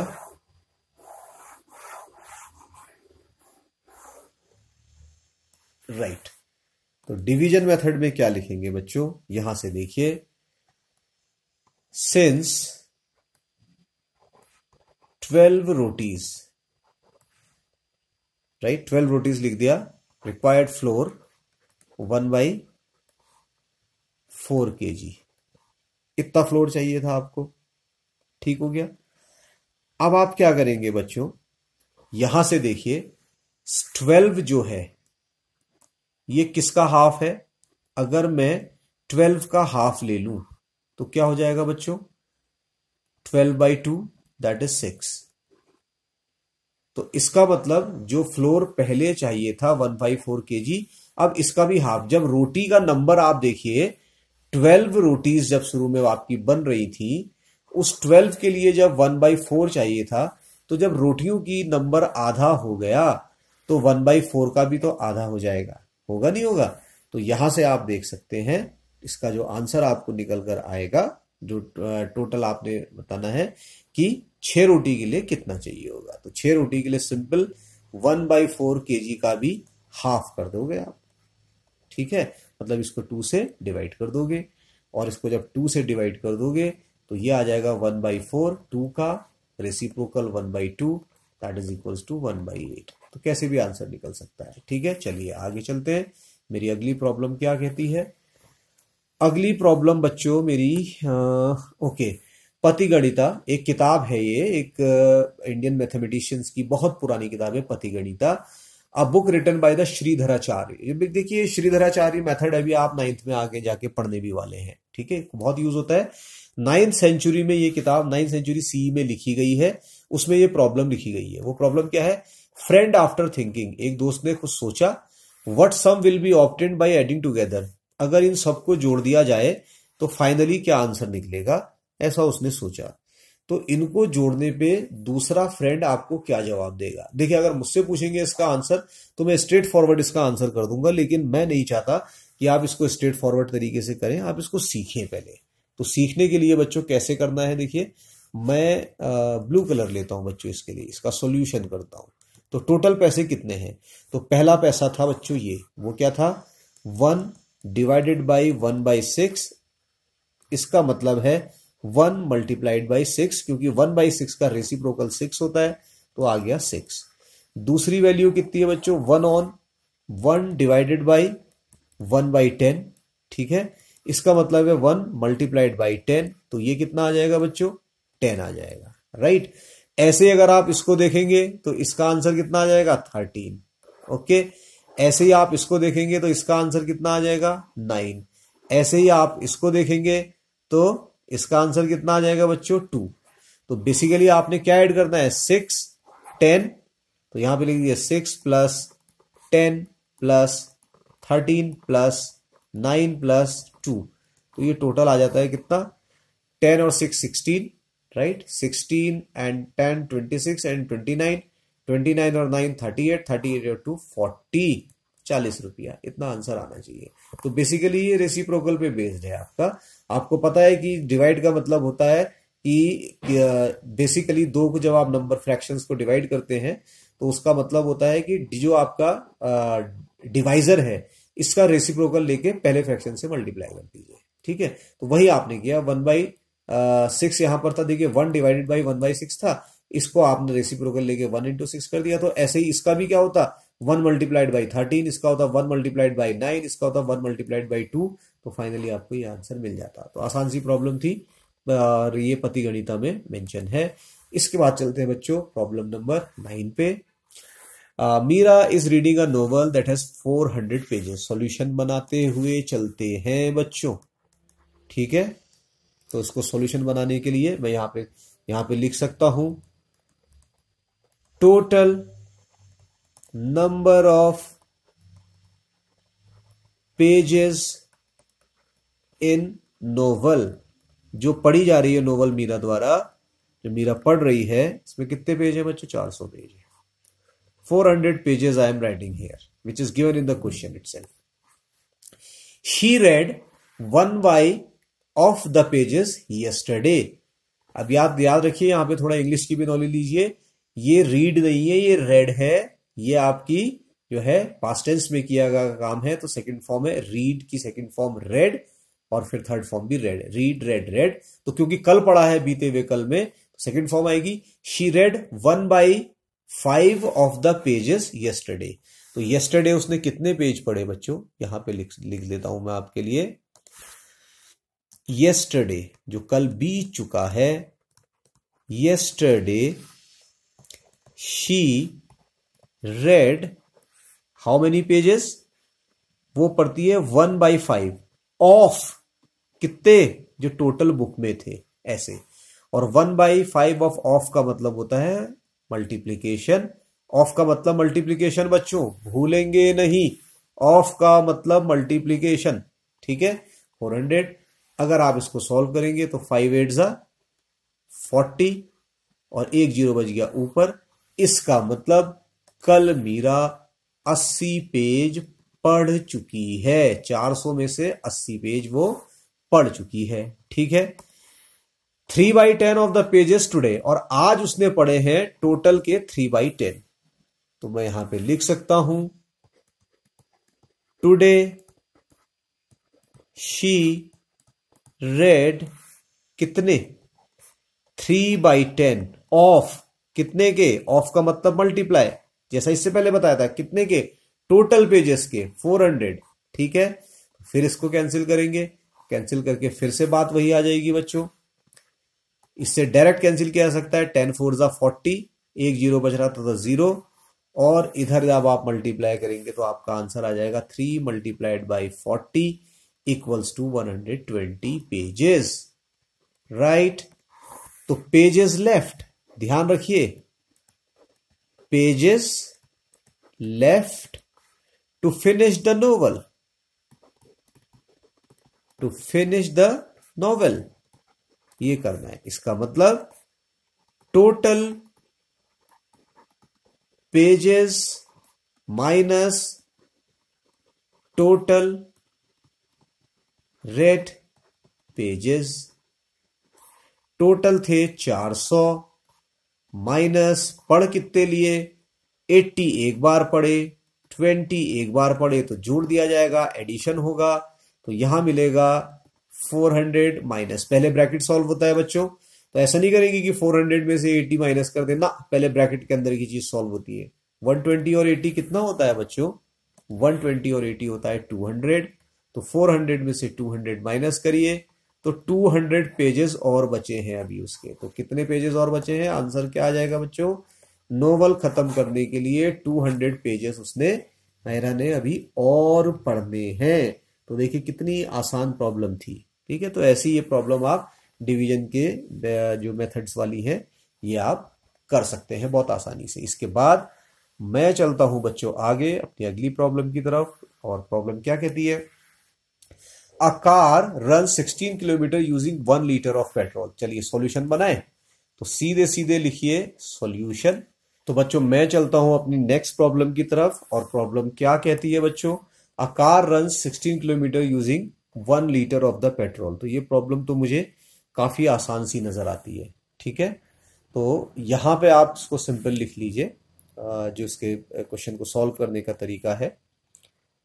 1 लीटर रन्स कार, कितना, 16 किलोमीटर, राइट। तो टोटल अगर आपके पास इतना पेट्रोल है तो ये पेट्रोल आपका कितना है, 2 3/4, जिसका मतलब है क्या बच्चों, कैसे करते हैं, 4 2 जा 8, 8 और 3 11, 11/4। तो ये बेसिकली है 11/4 लीटर पेट्रोल। तो भाई जब 1 लीटर से 16 चल रही है तो 11/4 litre will run car equals to कितना, 16 मल्टीप्लाइड बाय सिंपली 11/4। अब यहां पे ये मल्टीप्लीकेशन है, डिवीजन का कोई मतलब इसमें नजर नहीं आता बच्चों, यूनिटरी मेथड पे ही बेस्ड है। ये वही वाली बात हो गई कि एक बच्चा अगर आपका मान लीजिए 16 चॉकलेट खाता है तो 5 बच्चे कितने खाएंगे, 16 इंटू 5, 10 कितनी खाएंगे, 16 इंटू 10। वैसे यहां पर है 1 लीटर अगर 16 किलोमीटर चलाती है तो 11/4 litre which is bigger than 1, ठीक है, इम्प्रॉपर फ्रैक्शन है तो बिगर देन 1 ही रहता है। ये कितनी चलाएगी, इसको मल्टीप्लाई कर दीजिए, ठीक है। मल्टीप्लाई करने के लिए यहां से आप देखेंगे 4 से 16 4 टाइम्स कैंसिल, और 11 4 जा 44 किलोमीटर। तो ये इसका आंसर आ जाएगा। This question is not truly based on your division method, ठीक है, बट एनसीईआरटी में है तो हमने इसको करवाया। नेक्स्ट क्या कहता है, right, Amritpal decides on a destination for his vacation. Amritpal ने किसी डेस्टिनेशन पे डिसाइड किया कि भाई छुट्टी के बारे में सोचा जाए, छुट्टी ली जाए। If he takes a train it will take him 5 and 1/6 hours to go to there. तो जो उसकी डेस्टिनेशन थी, अमृतपाल ने एक डेस्टिनेशन जो डिसाइड करी थी, ठीक है, छुट्टियों पे जाने के लिए, अगर वो ट्रेन से जाता है तो 5 and 1/6 आवर्स उसको लगते हैं। If it takes plane it will take him half hour. अगर वो जहाज से जाता है प्लेन से तो इसको हाफ आवर, आधा घंटा ही लगता है। How many hours does the plane save. तो ये जो प्लेन था इसने कितने घंटे अमृतपाल के बचाए। तो ये प्रॉब्लम बहुत आसान प्रॉब्लम लगती है। सॉल्यूशन बच्चों मैं यहां पे इसका आपके लिए लिखे देता हूं, ठीक है। और जल्दी मैं इसको करूंगा तो मैं लिखूंगा by train, by train time required to reach the destination आप लिख लेंगे कितना है 5 and 1/6। इसको चेंज कर लीजिए आप फ्रैक्शन इम्प्रॉपर में, मिक्स्ड को इम्प्रॉपर में चेंज करते हैं हमेशा। तो कैसे चेंज करते हैं 6 5 30, 30 + 1 31, तो 31/6। तो इसको ऐसे चेंज किया जाएगा। तो इसको आप लिख सकते हैं 31/6 ऑफ आवर्स, इतने घंटे। ठीक हो गया बच्चों। इसके बाद बाई प्लेन, जहाज ले लेता है भैया, पैसे हैं पाल के पास, तो कितना टाइम लगता है इसके लिए? इसके लिए कहता है हाफ आवर, आधा ही घंटा लग रहा है। तो कितना सेव किया टाइम ने? तो प्लेन ने, sorry, time saved by plane equals to time taken by train minus time taken by plane। बड़े से छोटा घटाएंगे बच्चों। तो ट्रेन के लिए चाहिए था 31/6 और यहां पे चाहिए था हाफ। तो ये तो बात आ गई फ्रैक्शंस की, जो कि आपको सब्सट्रैक्शन करना आना चाहिए। इससे पहले मैंने 6th में ये सिखाया हुआ है, तो मैं इसके लिए जल्दी से आपको सॉल्व करूंगा। पहले मैं इस 1/2 को जो है एक इक्विवेलेंट फ्रैक्शन में चेंज करूंगा, जिसका डिनोमिनेटर 6 हो, ताकि ये दोनों एक से हो जाए। इसके लिए 6 और 2 का एलसीएम लेना पड़ता है, ठीक है। और 6 और 2 का एलसीएम जब आप लेते हैं तो वो 6 ही आता है। तो ये तो रहेगा 31/6, कोई प्रॉब्लम नहीं, माइनस यहां पे आपने कर दिया 6। तो 6 बनाने के लिए इसको 3 से मल्टीप्लाई करना पड़ा होगा ना, तो ऊपर वाले को भी 3 से मल्टीप्लाई करेंगे, तो ऊपर आ जाएगा ये, ठीक है, 3। तो ये आपका आ गया 31 - 3/6। तो ये आ जाएगा आपका 3 निकल गया, 28 और 3 28/6। तो ये फिर से एक इम्प्रॉपर फ्रैक्शन नजर आ रहा है। इम्प्रॉपर फ्रैक्शन को आप चेंज कर दीजिए प्रॉपर फ्रैक्शन में, 6 से इसको डिवाइड कर दीजिए, 6 4 24। तो यहां पे बचेगा रिमाइंडर 4। कैसे लिखा जाता है? पहले कोशिएंट, फिर रिमाइंडर, और फिर आपका सॉरी कोशिएंट, फिर reminder, not reminder, reminder and then your divisor. तो ये वैल्यू आ जाएगी 4 and 4/6 ऑफ आवर्स। तो इतने घंटे जो हैं बचा दिए हैं, 4 and 4/6 ऑफ आवर्स जो हैं ये बचा दिए हैं। तो आप चाहें तो इसको आप 4 and 4/6 लिख लीजिए, कोई परेशानी नहीं है।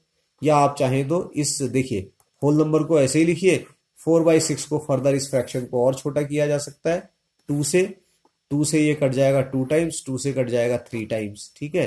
तो इसी को आप लिख सकते हो 4 and 2/3 ऑफ आवर।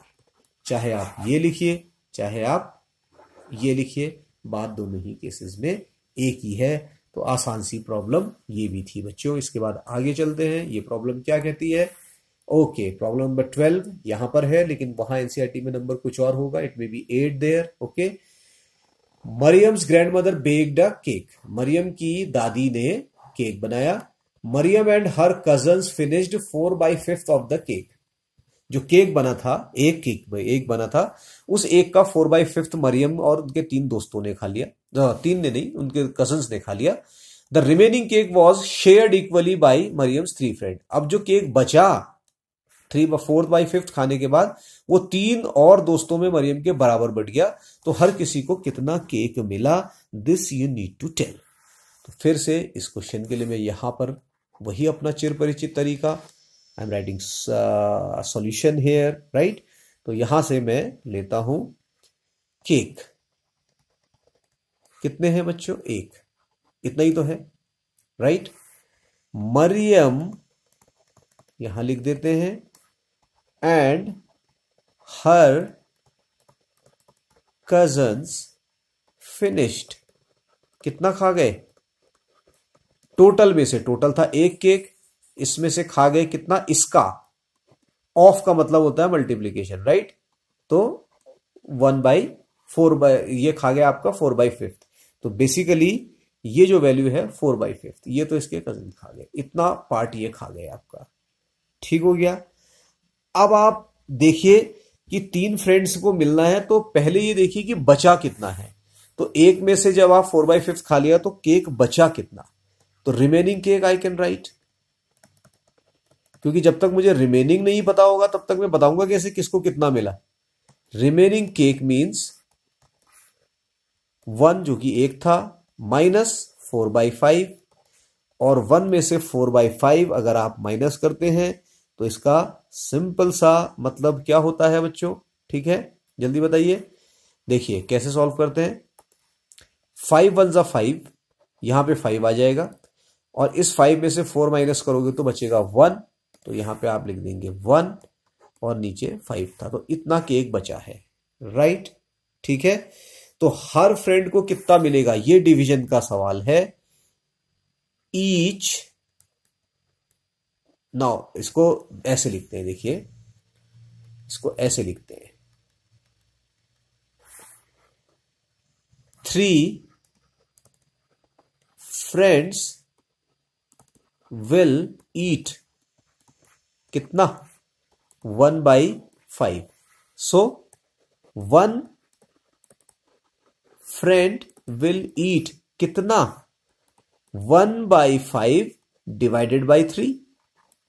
ठीक है, क्योंकि भाई ये अब डिवाइड होना है 3 में, यूनिटरी मेथड लग रहा है, तो नीचे डिवाइड में आ जाएगा आपका ये। इसका मतलब क्या है, 1/5 को मल्टीप्लाई करोगे 3 के रेसिप्रोकल से, विच इज 1/3, यही होता है, तो 1/15।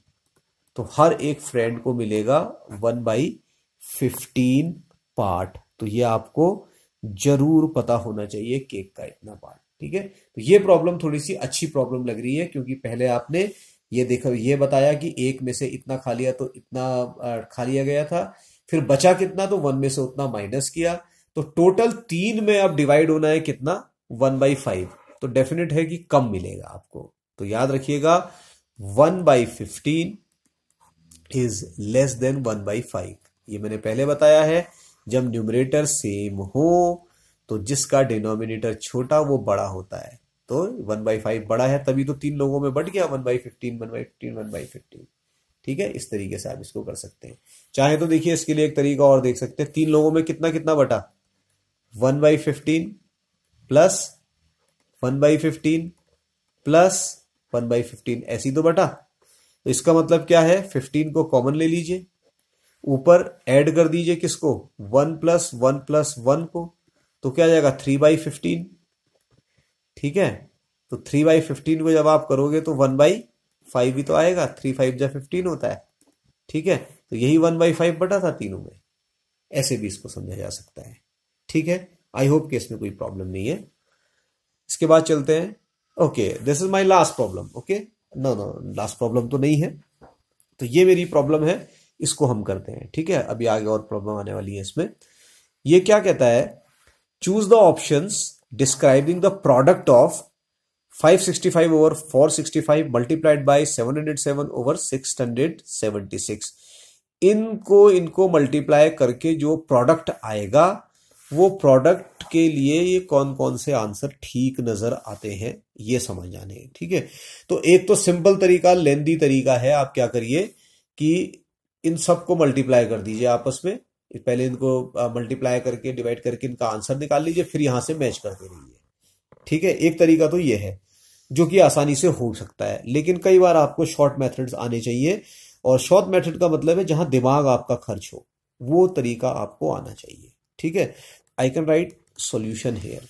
तो इसको समझने के लिए सबसे पहले फ्रैक्शंस को हम बारी बारी उठाते हैं। पहले हम लेते हैं बच्चों ये वाला फ्रैक्शन, कौन सा, 565/465, ये ले लिया बच्चों आपने। इस फ्रैक्शन को अगर आप आसानी से देखें तो इसका जो न्यूमरेटर है, तो न्यूमरेटर लिख देता हूं, इज ग्रेटर देन डिनोमिनेटर, तो ये डिनोमिनेटर से बड़ा है। अगर ऐसी कंडीशन मैच करती है तो ये कहते हैं, इनको कहते हैं बच्चों इम्प्रॉपर फ्रैक्शन। ये आपका आ गया इम्प्रॉपर फ्रैक्शन। और इम्प्रॉपर फ्रैक्शन की ये खास बात होती है कि ये अपनी वैल्यू मतलब ये 1 से बड़े आते हैं हमेशा। इम्प्रॉपर फ्रैक्शन जितने होंगे ये 1 से बड़े आएंगे। आप कहेंगे कैसे आएंगे, तो आप देख लीजिए ना, 565 में अगर आप 465 का डिवाइड करेंगे तो 1 टाइम तो जाएगा। तो यहां पे मैं लिख के बता दूं आपको, देखिए यहां पे लिखता हूं, 565 मेरे पास था, यहां पे मेरे पास है 456, और अगर मैं इसको मल्टीप्लाई करता हूं दिस विल गो 1 टाइम, तो ये आ जाएगा 465। तो रिमाइंडर आपका बचेगा 100। तो भाई कुछ ना कुछ रिमाइंडर बच रहा ना, इसका मतलब इसमें फिर आगे और डिवीजन हो सकता है। मतलब ये fraction, this fraction is greater than 1। ये फ्रैक्शन अपने आप में 565 ओवर 465 ये खुद में 1 से बड़ा है। ये बात ध्यान रखिए, इसको नोट कर लीजिए, समझ में आएगा अभी आपके। ठीक है, तो मैं इसको हटा रहा हूं। इतनी बात क्लियर हो गई, कोई परेशानी नहीं। अब मैं चलता हूं बच्चों अपने दूसरे फ्रैक्शन की तरफ। मेरा दूसरा फ्रैक्शन है 707 डिवाइडेड बाई 676। तो बच्चों यहां पे भी तो वही बात आ रही कि जो मेरा न्यूमरेटर है ये बड़ा है मेरे डिनोमिनेटर से, और जब ऐसा होता है तो ये भी क्या है, इम्प्रॉपर फ्रैक्शन है, और इम्प्रॉपर फ्रैक्शन हमेशा 1 से बड़े होते हैं बच्चों। तो that mean my 707 over 676 is also greater than 1। तो ये भी मेरा 1 से बड़ा है। अब आप नॉर्मल सोचिए, अगर मैं प्रोडक्ट लेता हूं, ये भी 1 से बड़ा है, ये भी 1 से बड़ा है, और ये भी ग्रेटर देन 1, ये भी ग्रेटर देन 1। तो जब मैं इन दोनों का प्रोडक्ट लूंगा तो वो भी तो 1 से बड़ा ही आएगा, प्रोडक्ट भी तो 1 से बड़ा आएगा, क्योंकि दोनों इंडिविजुअल फ्रैक्शन 1 से बड़े हैं, तो इनका प्रोडक्ट भी 1 से बड़ा आएगा। तो जो भी प्रोडक्ट आएगा that product would be greater than 1। अगर ऐसा होता है तो मेरा ऑप्शन ई मेरे को सही नजर आता है। तो मैं यहां से सीधे सीधे option E, so my product would be greater than 1। ये आप ध्यान रखिएगा, ठीक है, इतना आ जाएगा। यहां तक तो मेरे हिसाब से आपको कोई परेशानी नहीं, ऑप्शन ई मेरा यहां से डायरेक्ट आपका जो है करेक्ट हो जाता है। इसके बाद बच्चों अब आप यहां से ध्यान से देखिए, एक चीज और समझिए। अगर आपके ये समझ में आ गया है तो मैं इसको हटा देता हूं, इसका स्क्रीनशॉट ले लीजिए बच्चों, ठीक है, फटाफट स्क्रीनशॉट ले लीजिए। राइट, ले लिया होगा, मैं इसको हटा रहा हूं। अब मैं आता हूं, चलिए नहीं इसको हटाने की जरूरत है नहीं, नहीं तो गड़बड़ हो जाएगा मामला। मैं व्हाइट ले लेता हूं। अब बच्चों आप देखिए क्या करते हैं, यहां पे लेता हूं, देखिए मैं इसके लिए मैं एक स्पेशल कॉर्नर बनाता हूं। मेरे पास है बच्चों 565 डिवाइडेड बाई 465, इसको मैं मल्टीप्लाई कर रहा हूं 707 से, और इसको 707 ओवर 676 ये कर रहा हूं। ये बात ध्यान रखिएगा। अब आप इस चीज का ध्यान रखिए बहुत आराम से। देखिए ये फ्रैक्शन मेरा 1 से बड़ा था, राइट, तो ये फ्रैक्शन भी मेरा 1 से बड़ा था। बहुत क्लियर सी बात है। तो कहने का मतलब है अगर मैं इन दोनों फ्रैक्शंस का मल्टीप्लीकेशन करता हूं, क्योंकि ये मेरा 1 से बड़ा है बच्चों, याद रखिएगा, तो इसका जो मल्टीप्लीकेशन आएगा वो मेरा मल्टीप्लीकेशन 707 और 676 से बड़ा आएगा। क्यों? क्योंकि ये वैल्यू मेरी 1 से ज्यादा है, और 1 से ज्यादा वैल्यू को अगर मैं इससे डिवाइड करूंगा तो डेफिनेट है कि वो इससे बड़ी ही आएगी। तो मेरा 707 676 से प्रोडक्ट जो आएगा वो बड़ा आएगा। तो क्या ये ऑप्शन दिया है मेरा? यस, 707 676 जो भी यहां पे प्रोडक्ट आएगा that would be greater than this value. तो ऑप्शन सी भी मेरा सही नजर आता है। तो ऑप्शन सी कर सकते हैं, ठीक है। अब देखिए जब मेरा ई मेरा सही था तो एफ तो मेरा हो नहीं सकता क्योंकि ये लेस देन कह रहा है। ऐसे ही मेरा सी, अगर प्रोडक्ट मेरा 707 ओवर 676 से बड़ा है तो वो छोटा तो हो नहीं सकता, तो डी खत्म हो गया। अब आपके पास बचे ये वाले। अब इनमें भी आप बहुत ध्यान से देखिए बच्चों, इसमें क्या है, ये वाला जो फ्रैक्शन है, बहुत ध्यान रखिए, ये वाला फ्रैक्शन मेरा 1 से बड़ा है। अब इस 1 से बड़े फ्रैक्शन को अगर मैं इस 565 से मल्टीप्लाई करूंगा तो वो वैल्यू भी तो बड़ी आएगी, ज्यादा ही आएगी। तो मेरा जो प्रोडक्ट होगा वो 565 और 465 से भी बड़ा होगा। That mean my option A is also correct. जब ऑप्शन ए करेक्ट है तो फिर बी करेक्ट नहीं होगा, ठीक है। तो बच्चों ए सी ई ये इसका करेक्ट आंसर है। तो ये इस तरीके की प्रॉब्लम जो है आपकी, ये थॉट प्रोवोकिंग प्रॉब्लम है, इसको सोच के करना पड़ता है। तो यहां से ही आपका माइंड खुलता है और माइंड शार्प होता है, तभी मैथमेटिकल स्किल्स और रीजनिंग स्किल्स आपके अंदर डेवलप होती है। ठीक है, चलिए मैं चलता हूं अपनी अगली प्रॉब्लम की तरफ। तो बच्चों अब मैं चलता हूं अपनी अगली प्रॉब्लम की तरफ, और अब जो भी प्रॉब्लम आपकी आगे आने वाली है वो पिक्चर बेस्ड प्रॉब्लम है सारी की सारी, और ऐसे क्वेश्चन सॉल्व करने से आपकी रीजनिंग स्किल्स बहुत ज्यादा बढ़ जाती है। तो ये आदत आप अभी से डाल लें पिक्चर बेस्ड प्रॉब्लम को सॉल्व करने की। तो देखते हैं क्या क्वेश्चन है। What fraction of the whole square is shaded in the following figures. आगे और भी होंगे इसलिए मैंने फिगर्स लिखा हुआ है। तो एक पिक्चर आपको दे रखा है, एक स्क्वायर बना है और इस स्क्वायर के अंदर कुछ डिजाइन बने हुए हैं, राइट। तो आपने बताना है कि ये जो शेडेड पोर्शन है ये किस फ्रैक्शन को डिनोट करता है, ये कौन सा फ्रैक्शन है जो कि शेडेड है। तो इस तरीके की प्रॉब्लम देखें तो इनको देख के घबराने की जरूरत नहीं है, आसान सी प्रॉब्लम होती है। आपने सिर्फ और सिर्फ जो याद रखना है बच्चों वो इतना याद रखना है कि फ्रैक्शन का मतलब क्या होता है बच्चों। तो मैं यहां पे आपका लिख देता हूं, जिसको मैं लगातार आपसे कहते आया हूं, फ्रैक्शन इक्वल्स टू पार्ट, ठीक है, ओवर होल। पूरे में से कितना पार्ट आपका है। तो ऐसी जो भी प्रॉब्लम आपके सामने आए तो आप क्या करिए, इन पिक्चर्स को जो भी इस तरीके की प्रॉब्लम आए इनको सिमेट्रिकल डिजाइन में या किसी सिमेट्रिकल पिक्चर में बांटने की कोशिश करें। ठीक है, तो उससे आपको पता चल जाएगा। अभी इस क्वेश्चन में सबसे बड़ी दिक्कत क्या है बच्चों, कि आप देखेंगे कि ये तो पूरा का पूरा कवर है लेकिन ये आधा कवर है। तो आप देखिए, इसको तो आप 1/4 ले सकते हैं, अगर इसको 1, इसको 2, इसको 3, इसको 4 कर दें तो ये तो 1/4 है, लेकिन फिर इसको क्या लें। तो इन क्वेश्चंस को सॉल्व करने का सबसे अच्छा तरीका है कि इन क्वेश्चंस को आप सीधे सीधे पहले सिमेट्रिक बना लें। तो भाई इसको सिमेट्रिक कैसे बनाया जाए, तो देखिए मैं क्या कर सकता हूं, यहां पे आप बहुत ध्यान से देखिएगा कि जो भी मैं यहां पे करने जा रहा हूं, मैं क्या करता हूं, पहले ऐसे 4 स्क्वायर यहां बना लेता हूं। ठीक है, तो वो स्क्वायर, पहले इसको कलर हटा देते हैं, ओके। तो ये 4 स्क्वायर्स बनाता हूं बच्चों। यहां पे मान लीजिए इसको ऐसे कर लिया, इसको ऐसे कर लिया, तो ये 4 स्क्वायर्स टोटल बड़े आपके बन गए हैं। अब आप बहुत ध्यान से अगर देखेंगे बच्चों तो आपको एक चीज क्या नजर आएगी यहां पे, कि ये वाला जो स्क्वायर है, ये वाला जो स्क्वायर है, इसको और सिमेट्रिकल बनाया जा सकता है इस स्क्वायर को। तो कैसे सिमेट्रिकल बनाया जाए इसको सिमेट्रिकल बनाने का तरीका मेरे पास क्या है बच्चों, कि मैं एक लाइन यहां से ड्रॉ कर देता हूं इस तरीके से। ठीक है, तो अब आप देखिए टोटल कितने सेक्शन हो गए, 1 2 3 4 5 6 7 और 8। याद रखिए कि ये भी एक लाइन है। आप चाहें तो आपको समझाने के लिए इस लाइन को भी मैं यहां से आपके लिए रेड कर देता हूं। चलिए ऐसे कर देता हूं, ऐसे करके। ठीक है, तो अब आपके समझ में आ जाएगा कि इसमें टोटल जो है आपके 8 पार्ट बन चुके हैं। अब ऐसे 8 पार्ट में हर किसी के बना सकता हूं। तो हर किसी के अगर मेरे को 8 पार्ट बनाने हैं बच्चों, तो इसको भी मैं सिमेट्रिकली ठीक वैसा ही बना देता हूं जैसा मेरा इससे पहले वाला था। 4 ये हो गए, 6 ये हो गए, और 20 से डाल दूं तो 8 पार्ट ये हो गए। ऐसे ही 8 में इसके भी डिवाइड कर सकता हूं। ये 6 हो गए, यहां से डालूंगा फिर ये 8 हो जाएंगे।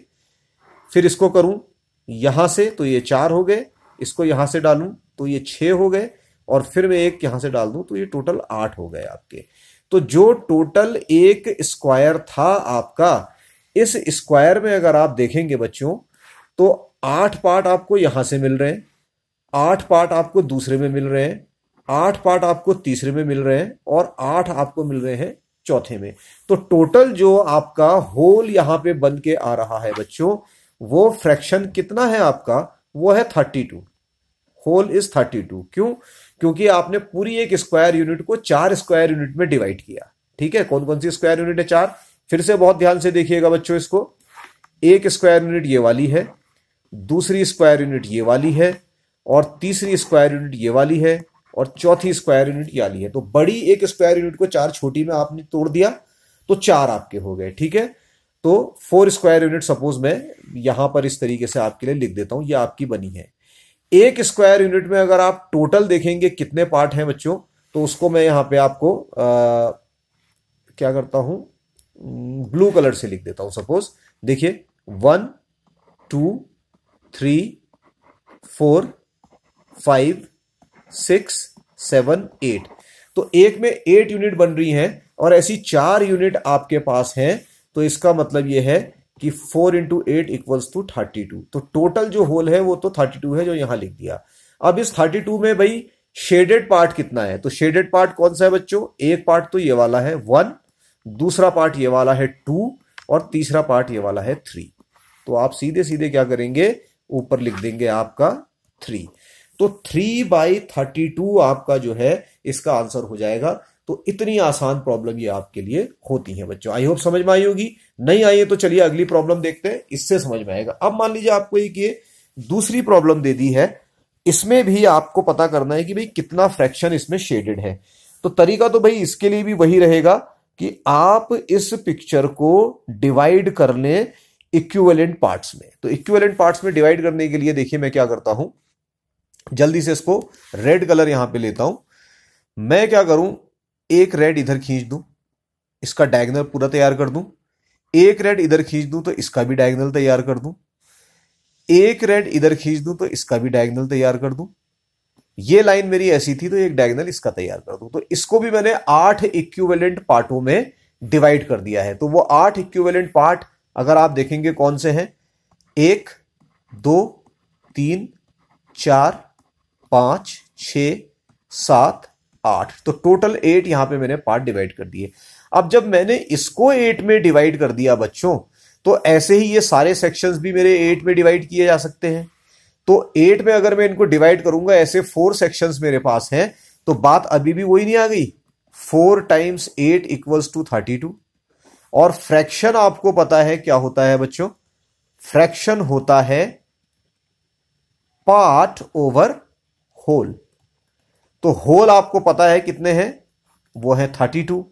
अब शेडेड कितने हैं, 1 2 3। तो इसमें भी शेडेड पार्ट बच्चों 3 ही हैं। तो इसका आंसर भी आपका 3/32 ही नजर आएगा। तो ऐसी आसान प्रॉब्लम बच्चों ये होती है, लेकिन देखने में आपको थोड़ी सी टिपिकल लग सकती हैं।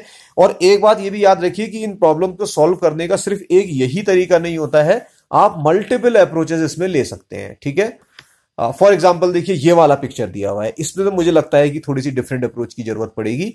तो फिर से मैं क्या करूंगा, देखिए इसको डिवाइड करने की कोशिश करूंगा। पहले मैं इसके स्क्वायर बना लेता हूं सारे, क्योंकि देखिए यहां पे क्या है कि जो मेरा शेडेड पार्ट है वो पूरे का पूरा एक ऐसे ट्रैक में दिख रहा है।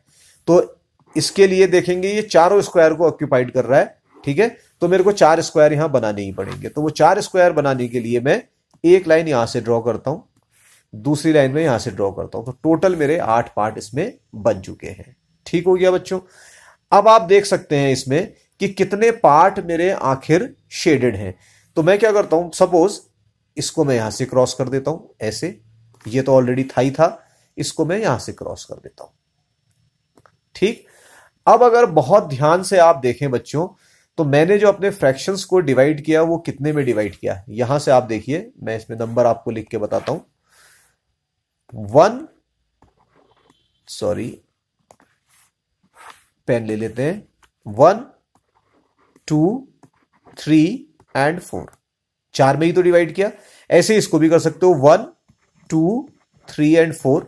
ऐसे ही इसको 1 2 3 एंड 4 ये कर दिया। ऐसे ही इसको भी किया जा सकता है। तो इसके लिए भी मैं क्या करूंगा कि सिर्फ एक डायगोनल यहां खींच देता हूं। ये आपके आसानी के लिए मैं आपको यहां पे खींच के बताता हूं। एक डायगोनल सपोज मैंने इसका ये खींच दिया, राइट। अब आप इसमें से कुछ को माइनस कर दीजिए, जो मैं कट कर रहा हूं आप उसको भी ध्यान दीजिए कि मैं कौन से कट कर रहा हूं। तो मैं क्या करता हूं, इसमें एक ये लाइन कट कर देता हूं, ये वाली जो हो रही है इनको हटा दीजिए, इसको भूल जाइए आप, राइट। या इसको भुलाने का एक और तरीका मेरे पास है कि मैं इसको व्हाइट से पेंट कर देता हूं, ऐसे करके व्हाइट से सपोज मैंने इसको पेंट कर दिया इस तरीके से। तो अब आप देखिए सिमेट्रिकल जो बिल्कुल पार्ट थे वो इसमें आपको नजर आ रहे हैं। इसको भी मैं व्हाइट से पेंट कर देता हूं, थोड़ा सा इधर लाके, और इसको भी मैं थोड़ा सा व्हाइट से इधर ऐसे पेंट कर देता हूं। तो आपको अब आप साफ साफ देख सकते हैं कि कितने सेक्शंस यहां पे आपके बन चुके हैं। तो एक में 4 सेक्शन बने, राइट, और हर सेक्शन के अंदर आप देखेंगे बच्चों 4 ही हैं। ठीक है, तो उसके लिए 4 मल्टीप्लाइड बाई 4 कर दोगे, और जैसे ही 4 मल्टीप्लाइड बाई 4 करोगे 16, तो टोटल 16 पार्ट है। तो फ्रैक्शन जो बेसिकली होगा वो फ्रैक्शन होगा क्या, नीचे होल दैट इज 16, अब इसमें आप देखिए कि जो शेडेड पार्ट है वो कितने हैं। This is part 1 which is shaded, this is part 2, this is part 3, this is part 4, this is part 5, this is part 6। तो 6 पार्ट जो है इसमें आपके शेडेड हैं, तो आप ऊपर लिख दोगे 6। इसको फर्दर अगर आप सॉल्व करोगे तो 2 से 3 टाइम्स कटेगा और 2 से 8 टाइम्स कटेगा, तो 3/8 पार्ट इसमें जो है आपका शेडेड पार्ट है। तो अब मेरे हिसाब से आपको समझ में आ गया कि कितनी आसान ये प्रॉब्लम होती है। तो फाइनल प्रॉब्लम चाहूं तो मैं आपके लिए भी छोड़ सकता हूं, लेकिन क्योंकि जब मैं इतनी प्रॉब्लम करवा रहा हूं सॉल्व, तो मैं इसको भी कर सकता हूं। तो इसको करने के लिए भी क्या करूं, मैं पहले इसको डिवाइड कर लूं सिमेट्रिकल बिल्कुल पार्ट्स में, जिससे कि मुझे अंदाज आ सके कि कितने ये आपके पार्ट्स बना रहा है। तो ये स्क्वायर को मैंने सपोज ऐसे बना लिया, राइट। इसको ऐसे कर सकते हैं, और चाहे तो डायगोनल यहां से भी ले लीजिए। एक डायगोनल इधर बना लीजिए, एक डायगोनल इधर बना लीजिए, तो इसका भी डायगोनल खींचना पड़ेगा। एक डायगोनल इधर, एक डायगोनल इधर, ये बना लीजिए, राइट। और मैं ऐसे ही और स्क्वायर इसमें खड़े कर सकता हूं, तो ये स्क्वायर मैंने इधर खड़े कर दिए। तो बिल्कुल जैसा कि सिमेट्रिक रीजन यहां नजर आ रहा है, मैं इन सब में बना सकता हूं वो सिमेट्रिक रीजन। तो पहले काउंट करिए कि आखिर कितने सिमेट्रिक यहां पे जो है बनते हुए नजर आ रहे हैं। 1 2 3 4 5 6 7 8 9 10 11 12 13 14 15 16। तो बच्चों आप देख रहे हैं कि एक में आपको 16 नजर आ रहे हैं। एक छोटी स्क्वायर यूनिट में टोटल सबसेक्शंस कितने हैं, ठीक है। तो मैं यहां पे लिख सकता हूं इन 1 स्मॉलर स्क्वायर, ये आपको समझाने के लिए है। टोटल सबसेक्शंस, सेक्शंस के अंदर फिर मैंने बना लिए आर, अभी आपने गिने 16, राइट। टोटल ऐसी कितनी यूनिट बन रही है आपकी, अगर आप यहां पे देखते हैं तो टोटल यूनिट है यूनिट 1, यूनिट 2, यूनिट 3 और ये वाली यूनिट 4, 4 बन रही है। तो टोटल ऐसे कितने सबसेक्शंस बन सकते हैं, 16 मल्टीप्लाइड बाई 4 इक्वल्स टू 64 हो गया। तो फ्रैक्शन आप जानते हो क्या होता है बच्चों, फ्रैक्शन होता है होल। होल यहां पे हो जा रहा है 64। शेडेड पार्ट कितने हैं काउंट कर लो, एक ये वाला है 1, दूसरा ये वाला है 2, तीसरा ये वाला है 3, चौथा ये वाला है 4। तो बेसिकली ये आपका क्या आ रहा है बच्चों, 4/64 आ रहा है। तो 4/64 अगर आप करेंगे तो ये बेसिकली 1/16 है, क्योंकि आप बहुत आसानी से 4 से इसको 16 टाइम्स कट कर सकते हैं। तो शेडेड एरिया कितना आ गया, 1/16। तो ऐसी कोई भी प्रॉब्लम हो बच्चों, ये आसानी से सॉल्व हो जाती है। ठीक हो गया, आई होप कि आपके समझ में आ रहा है। ऐसी बहुत सारी प्रॉब्लम्स को आप प्रैक्टिस कर लीजिए। इसके बाद मेरी नेक्स्ट प्रॉब्लम आ रही है। ये प्रॉब्लम काफी इंटरेस्टिंग मुझे लगी है, आपके लिए भी अच्छी प्रॉब्लम रहेगी और आपको कई चीजें सीखने के लिए इससे मिलेंगी भी बच्चों। यहां पे एक डायग्राम दिया है, ये कहता है कि ये यहां से करीब करीब एक चींटियों का ग्रुप चलना शुरू करता है, लेकिन इसने ये नहीं बताया कि ग्रुप में कितनी चींटियां हैं। तो जब कुछ नहीं बताते हैं और फ्रैक्शन की प्रॉब्लम सॉल्व करनी होती है तो उसको यूनिटी या 1 मान लेते हैं। तो ये सिंपल कहता है कि यहां से मान लीजिए एक यूनिट चलनी शुरू हुई चींटियों की, और वो ऐसे चलती गई और जहां जहां जाती है तो वो इक्वल ग्रुप्स में फिर स्प्लिट होती जाती है, टूटती जाती हैं। और ये खाने की तलाश में निकली हैं, खाना सर्च करने के लिए। तो ये कुछ चींटियां पहुंचती हैं आम के पेड़ के पास, मैंगो ट्री के पास, और कुछ पहुंचती हैं गन्ने के खेत के पास। तो फ्रैक्शन बताना है कि कितनी आम के पास आई और कितनी आपकी गन्ने के खेत के शुगर केन फील्ड के पास गई। अब आप देखिए कि जहां पे ज्यादा डिविजन्स पहुंच रहे हैं उसके पास ज्यादा फ्रैक्शन आया होगा। तो देखिए 1 2 3 4 5 जो आपके डिवीजन ब्रांचेस हैं वो मैंगो ट्री पे पहुंच रही है, तो मैंगो पे ज्यादा चींटियां पहुंची हैं, शुगर केन पे कम पहुंची हैं। तो ये क्वेश्चन यहां लिखा है, a colony of the ant set out in the search of the food as they search, मतलब जब वो ढूंढती हैं, दे कीप, दा नहीं दे होना चाहिए, दे होना चाहिए तो दे लिखना भी चाहिए, राइट। तो यहां पे लिख देते हैं, they keep splitting equally at each point and reach to 2 food sources, one near the mango tree and another near the sugarcane field. What fraction of the original group reached each food source? तो किस food source पे कितने पहुंचे। तो बड़ी interesting problem बच्चों मुझे ये लगी है। तो इस प्रॉब्लम को कैसे सॉल्व किया जाए, बहुत आसान है, बहुत आसान। तो मैं इसको बताता हूं आपको। इसके लिए मेरे को थोड़ा अपना डायग्राम बड़ा करना पड़ेगा, नहीं तो आपको ये दिखेगा नहीं। तो यहां से इसको बच्चों, यहां से इसको लेके चलते हैं। ये आपका 1 था, और जैसे ही यहां आया तो ये 2 पार्ट्स में डिवाइड हो गया। कितने में डिवाइड हो गया? 2 में। जब 2 में डिवाइड हो गया, एक ब्रांच जो है आपकी 2 में कट गई, तो 1 डिवाइडेड बाई 2, और 1 डिवाइडेड बाई 2 का मतलब आप जानते हो क्या होता है? 1/2, मतलब ये हाफ में टूट गया। तो कहने का मतलब ये है 1/2, यहां इसको रेड करना पड़ेगा। 1/2 फ्रैक्शन इसको मिला, 1/2 फ्रैक्शन इसको मिला, राइट। और ये जो 1/2 है बच्चों, ये वाला, ये सीधे मैंगो ट्री पे पहुंच गया। तो यहां पर आप लिख दीजिए कि भाई ये फ्रैक्शन चींटियों का खाने की सर्च में यहां आ चुका है, राइट। अब आप देखेंगे जो अगला वाला है बच्चों, ये जो हाफ है, ये फिर से 2 ब्रांचेस में टूट गया। ये हाफ फिर से 2 ब्रांचेस में टूट गया, ठीक है। तो अगर मैं इसको 1 कह देता हूं, और सेकंड वाले पॉइंट को अगर मैं इसमें फिर से सॉल्व करता हूं, तो ये मेरा हाफ फिर से कितनी ब्रांचेस में टूटा है? 2 ब्रांचेस में। तो डिवाइडेड बाई 2 कर देंगे, और इसका सिंपल सा मतलब क्या हो जाएगा? 1/2 मल्टीप्लाइड बाई 1/2। मैंने आपको पहले ही बता दिया है कि इस 2 का रेसिप्रोकल 1/2 होगा, और डिवाइड को मल्टीप्लाई करेंगे तो ये ऐसे लिखा जाएगा। तो 1/4 कितना आ गया? 1/4। तो इसका मतलब क्या है कि एक 1/4 बच्चों यहां था, और एक 1/4 यहां था, और ये वाला 1/4 सीधे पहुंच गया मैंगो ट्री के फूड सोर्स पे। तो +1/4, +1/4, ठीक हो गया। अब आगे चलते हैं। ये 1/4 को देखें तो फिर से ये कितनी ब्रांच में? 1, 2, 3 और 4 ब्रांचेस में टूटा है। तो तीसरे स्टेप में आप क्या कर सकते हो कि ये जो 1/4 था, ये वापस से 4 ब्रांचेस में टूटा है। तो इसको लिख सकते हो 1/4, मल्टीप्लाई का साइन डिवाइड की जगह, और 4 का रेसिप्रोकल दैट इज 1/4। तो ये आ जाएगा बच्चों 1/16, 4 4 जा 16 आ गया बच्चों। तो कहने का मतलब क्या है कि अगर आप लिखेंगे एक 1/16 ये है बच्चों, दूसरा 1/16 ये है, तीसरा 1/16 ये है, और चौथा 1/16 ये है। अब आप देखिए ये 1/16 सीधे सीधे फूड सोर्स पे पहुंच गया। तो आप यहां पे लिख सकते हो +1/16।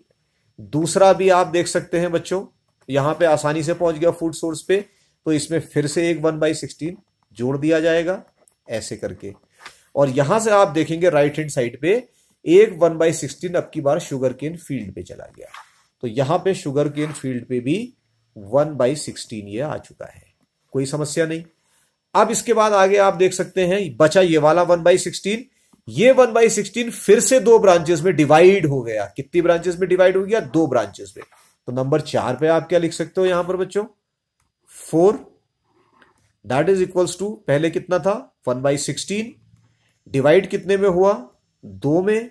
इसको कैसे लिख सकते हो? 1/16 multiplied by 1/2 that is equals to 1/32, right. तो यहां से क्या हो गया, अगर आप इसको देखें, ये आपका 1/32 है जो सीधे शुगर केन फील्ड पे पहुंचा। तो 1/32 कर दीजिए, प्लस का साइन लगा दीजिए। और ये वाला जो 1/32 था दूसरा वाला, ये भी शुगर केन फील्ड पे पहुंच गया। तो 1/32 इसका आ गया। तो ये इतने फ्रैक्शंस पहुंच रहे हैं। अगर इसको सॉल्व करना है तो यहां से आप इसको आसानी से सॉल्व कर सकते हैं। मैं यहीं पे इसको सॉल्व कर देता हूं। एट मैंगो ट्री, क्या लिखता हूं? Eight mango tree. एट तो नहीं कहेंगे, नियर द मैंगो ट्री होना चाहिए। कितने आ रहे हैं देखिए, जोड़ देते हैं सबको।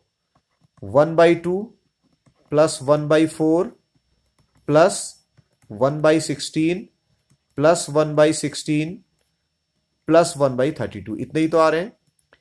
इसका एडिशन करोगे तो इन सबका एलसीएम आता है कितना बच्चों? 32। इन सबका एलसीएम आता है 32।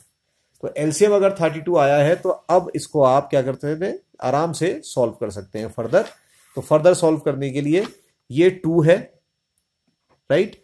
तो 2 से 32 कितने टाइम्स जाता है? 16 टाइम्स। तो यहां पर आ जाएगा 16 प्लस ये 4 है। 4 से 32 कितने टाइम्स जाता है? 8 टाइम्स। तो अब यहां पर आ जाएगा बच्चों कितना? 8, राइट। अब क्योंकि मुझे थोड़ी सी जगह की जरूरत पड़ रही है तो मैं ये वाले सेक्शन को हटा रहा हूं, 3 को स्क्रीनशॉट ले लीजिए, इसको मैंने हटा दिया। ओके, और फिर मैं यहां पे जोड़ता हूं 8 के बाद फिर आपका आता है यहां पे 16, तो 16 2 जा 32 तो 2 आ जाएगा, फिर से एक 16 है, 16 2 जा 32 2 आ जाएगा, और फिर है 32 तो 32 1 जा 32 ये 1 आ जाएगा। ठीक है, क्योंकि ये फिर मुझे कंफ्यूजन कर सकते हैं तो मैं ये नीचे वाले हटा दे रहा हूं। ओके, तो अगर आप इस फ्रैक्शन को सॉल्व करते हैं तो आपको वैल्यू क्या मिल गई, 16 प्लस 8 24 और 2 26 और 2 28 और 1 29, तो ये मिला 29 ओवर 32। तो मैंगो ट्री पे तो भैया 29 ओवर 32 पहुंच रहे हैं। ठीक है, इसमें कोई परेशानी नहीं। अब आप कहते हैं शुगर केन फील्ड पे कितने पहुंचे, तो मैं लिख देता हूं, वहां मैंने 8 लिखा था, यहां अपनी गलती सुधारता हूं, नियर शुगर केन फील्ड, गन्ने के पास कितने पहुंच रहे हैं इसको देखिए। तो इसके लिए आप निकालेंगे इनका एडिशन, 1/32 1/16, तो आप लिखेंगे 1/32 प्लस 1/16, इसको ऐड करेंगे, एलसीएम कितना आएगा 32, तो 32 1 जा 32 1 ऊपर, 16 2 जा 32 2 ऊपर प्लस साइन, तो 3/32 पहुंच रहे हैं शुगर केन फील्ड पे। और मैंने पहले आपको बताया है जब डिनोमिनेटर सेम होते हैं तो जिसका न्यूमरेटर ज्यादा होता है वो बड़ा फ्रैक्शन होता है। तो this 29 is a bigger number than 3, तो ज्यादा मैंगो ट्री पे पहुंच रहे हैं जैसा कि हम देख सकते हैं, और कम पहुंच रहे हैं शुगर केन फील्ड पे।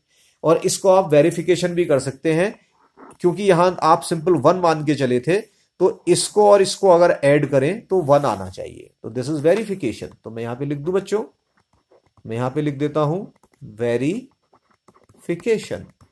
तो वेरिफिकेशन के लिए 3/32 प्लस 29/32 ऐड कर दीजिए, 32 और 32 का 32 यहां, 29 और 3 32, 32 से 32 कैंसिल 1।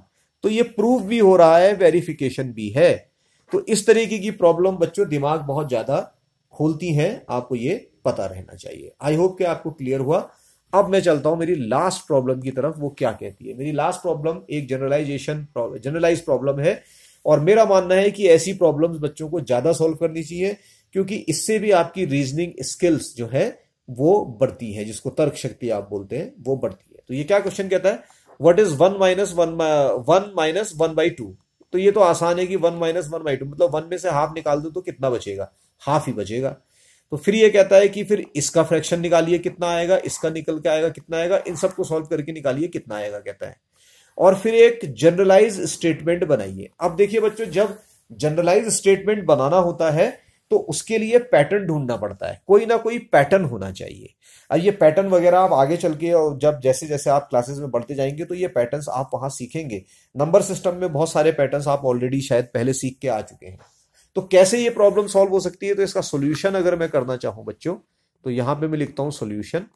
तो कैसे करेंगे बच्चों, 2 को इधर मल्टीप्लाई करेंगे, 2 1 जा 2, यहां लिख दिया 2, -1 ऑलरेडी है तो -1 कर देंगे, नीचे आ जाएगा 2, तो 2 में से 1 माइनस 1 1/2। तो जो इसकी वैल्यू है बच्चों, इसकी वैल्यू तो हाफ ही है, 1/2 मैथमेटिकली। ठीक हो गया। अब ये कहता है कि मुझे इसकी वैल्यू बताइए कितनी है। तो यहां से मुझे एक चीज पता है बच्चों कि अगर मैं ये वाले पार्ट को सॉल्व करने की सोचता हूं, तो ये वाला जो पार्ट है इसको तो मैं सॉल्व करके ला चुका हूं 1/2, तो मैं स्ट्रेट फॉरवर्ड यहां पे लिख देता हूं 1/2। इसको मल्टीप्लाई करना है किससे बच्चों, इसको मल्टीप्लाई करना है 1 माइनस 1/3 से। तो 1 माइनस 1/3 से मैं इसको मल्टीप्लाई कर रहा हूं, तो मैं यहां लिख देता हूं बच्चों 1 माइनस 1/3। इसके लिए भी तरीका क्या आ जाएगा, इक्वल्स टू व्हाट, हाफ ऐसा ही रहा, मल्टीप्लाई ब्रैकेट 3 1 जा 3, 3 में से 1 माइनस गया 2 और 2/3। ये सिंपल तरीके हैं जो बच्चों ने सीखने चाहिए, मतलब ये आ गया 2/3।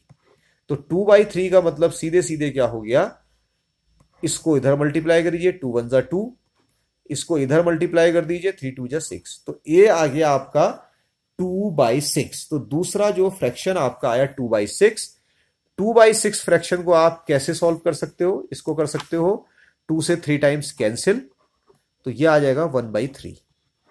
तो बच्चों ये जो पूरी वैल्यू आई है इसकी, ये वैल्यू आ गई 1/3, राइट। तो अब मेरे को इसको दोबारा फिर से सॉल्व करना है। अब मुझे पता है बच्चों कि इस पूरे की प्रॉब्लम कितनी है, इस पूरे का जो सॉल्यूशन है वो मेरा कितना है बच्चों? वो मेरा 1/3 ही तो है, ठीक। तो इस पूरे के लिए तो मैं 1/3 लिख सकता हूं। तो सपोज ये मेरा अगर स्टेप नंबर 1 था, ये मेरा स्टेप नंबर 2 है। अब मैं स्टेप नंबर 3 करता हूं। तो स्टेप नंबर 3 में इनके लिए तो मैं आपको बता चुका हूं कि इन दोनों की वैल्यू जो है बच्चों, किसकी? इसकी वैल्यू और इसकी वैल्यू, ये तो मेरी 1/3 आ चुकी है ऊपर सॉल्व करके। तो मैं सीधे सीधे 1/3 लिख दूं। इस 1/3 को मल्टीप्लाई करूं किससे? 1 माइनस 1/4 से, और इसको मल्टीप्लाई करूं 1 माइनस 1/5 से, ऐसे। तो कैसे सॉल्व कर सकते हो? देखो 1/3 का 1/3 मल्टीप्लाइड बाई 4 1 जा 4, 4 में से 1 गया 3, 3/4, कोई दिक्कत नहीं। फिर मल्टीप्लाई 5 1 जा 5, 5 में से 1 माइनस कर दीजिए 4, तो दैट इज 4/5। इसको जब आप आगे लेके चलोगे तो ऊपर 1 3 और 4 का मल्टीप्लाई करोगे 12, नीचे करोगे 5 4 जा 20, 23 जा 60, ये आ गया, ठीक है। इसको फर्दर सॉल्व कर सकते हो। 12 से ये 5 टाइम्स कैंसिल हो जाएगा, 12 5 जा 60, तो ये आ गया 1/5, ठीक हो गया बच्चों। तो इसका जो आंसर आया है वो आया है मेरा कितना? 1/5। अब यहां से एक चीज आप देख सकते हो, जब 1/2 था तो आंसर 1/2 आया लास्ट में, जब 1/3 था तो यहां 1/3 ही आया, और जब यहां 1/5 था तो यहां 1/5 ही आया। तो ऐसे ही अगर मैं यहां तक सॉल्व करूंगा तो आंसर 1/6 आएगा, यहां तक सॉल्व करूंगा तो 1/7, और ऐसे चलते चलूं तो 1 माइनस 1/10 ही आएगा। तो इसमें क्या देखने के लिए मिल रहा है बच्चों? ये जो आपका 1 है ये तो कॉमन है, जो सब में आपका प्रेजेंट है, लेकिन जो फ्रैक्शन वाला पार्ट है इसमें डिनोमिनेटर हर स्टेप में 1 यूनिट बढ़ता जाता है। 2 3 4 5 6 7 8 9 10। तो ये एक पैटर्न नजर आ रहा है, ठीक है। तो इस पैटर्न को बहुत आसानी से जनरलाइज किया जा सकता है। तो वो जनरलाइज कैसे किया जा सकता है, मैं यहां पे इसका आंसर आप लोगों के लिए लिखूंगा बच्चों। देखिए 1 माइनस 1/2 ऐसे लिख दीजिए, मल्टीप्लाइड बाय 1 माइनस 1/3 ऐसे लिख दीजिए, ठीक है, मल्टीप्लाइड बाय 1 माइनस 1/4, और ऐसे चलाते चलिए आगे को। तो जनरलाइज इसको बिल्कुल जब करेंगे तो अब इसका जनरलाइज स्टेटमेंट आ जाएगा। देखिए 1 तो एक यूनिट है, ये चेंज नहीं हो रही है, तो इसको ऐसे रखेंगे, माइनस ये वाला 1 भी चेंज नहीं हो रहा, लेकिन नीचे जो है जनरलाइज वे में आप इसको n कह सकते हैं, where n is the natural number, ठीक है, और जिसकी वैल्यू 1 2 3 अप टू इंफिनिटी कुछ भी हो सकती है। तो ये जनरलाइज स्टेटमेंट इसका है। तो ये इंफिनिटी तक कुछ भी जा सकता है, n का वैल्यू 1 से लेके इंफिनिटी तक कुछ भी हो सकता है। नेचुरल नंबर का n मैंने यहां पे रखा है। तो बच्चों ये इतनी सारी प्रॉब्लम एनसीईआरटी की मैंने आपके लिए सॉल्व करी है, लेकिन मैं आपको बताऊं मैथमेटिक्स जो है प्रैक्टिस का खेल है। जितनी मेहनत करेंगे और जितना ज्यादा प्रैक्टिस करेंगे उतना मैथ्स आएगा, प्रैक्टिस नहीं करेंगे तो सीखा हुआ भी सब भूल जाएगा। तो ये क्लास 7th का फ्रैक्शन का चैप्टर कंप्लीट होता है, डिवाइड वाला। इससे पहले मैं मल्टीप्लीकेशन डाल चुका हूं, दोनों को कंबाइन करके एक बड़ा वीडियो भी डालूंगा, जो पहली बार देख रहे होंगे वो इसको आके देख लेंगे। तो बच्चों अगर वीडियो पसंद आया तो जल्दी से लाइक कर दीजिए, और आप मोबाइल से देख रहे हैं तो इसको हाइप भी कर दीजिए वीडियो को, ठीक है, और अपने फ्रेंड्स के साथ शेयर करिए। वीडियो पे नए हैं तो टेट्राहेड्रॉन केमिस्ट्री क्लासेस को सब्सक्राइब भी कर दीजिए, ठीक है। आज के लिए इतना ही, मैं आपको मिलता हूं अपने अगले लेक्चर के साथ। Bye bye, take care, thank you very much.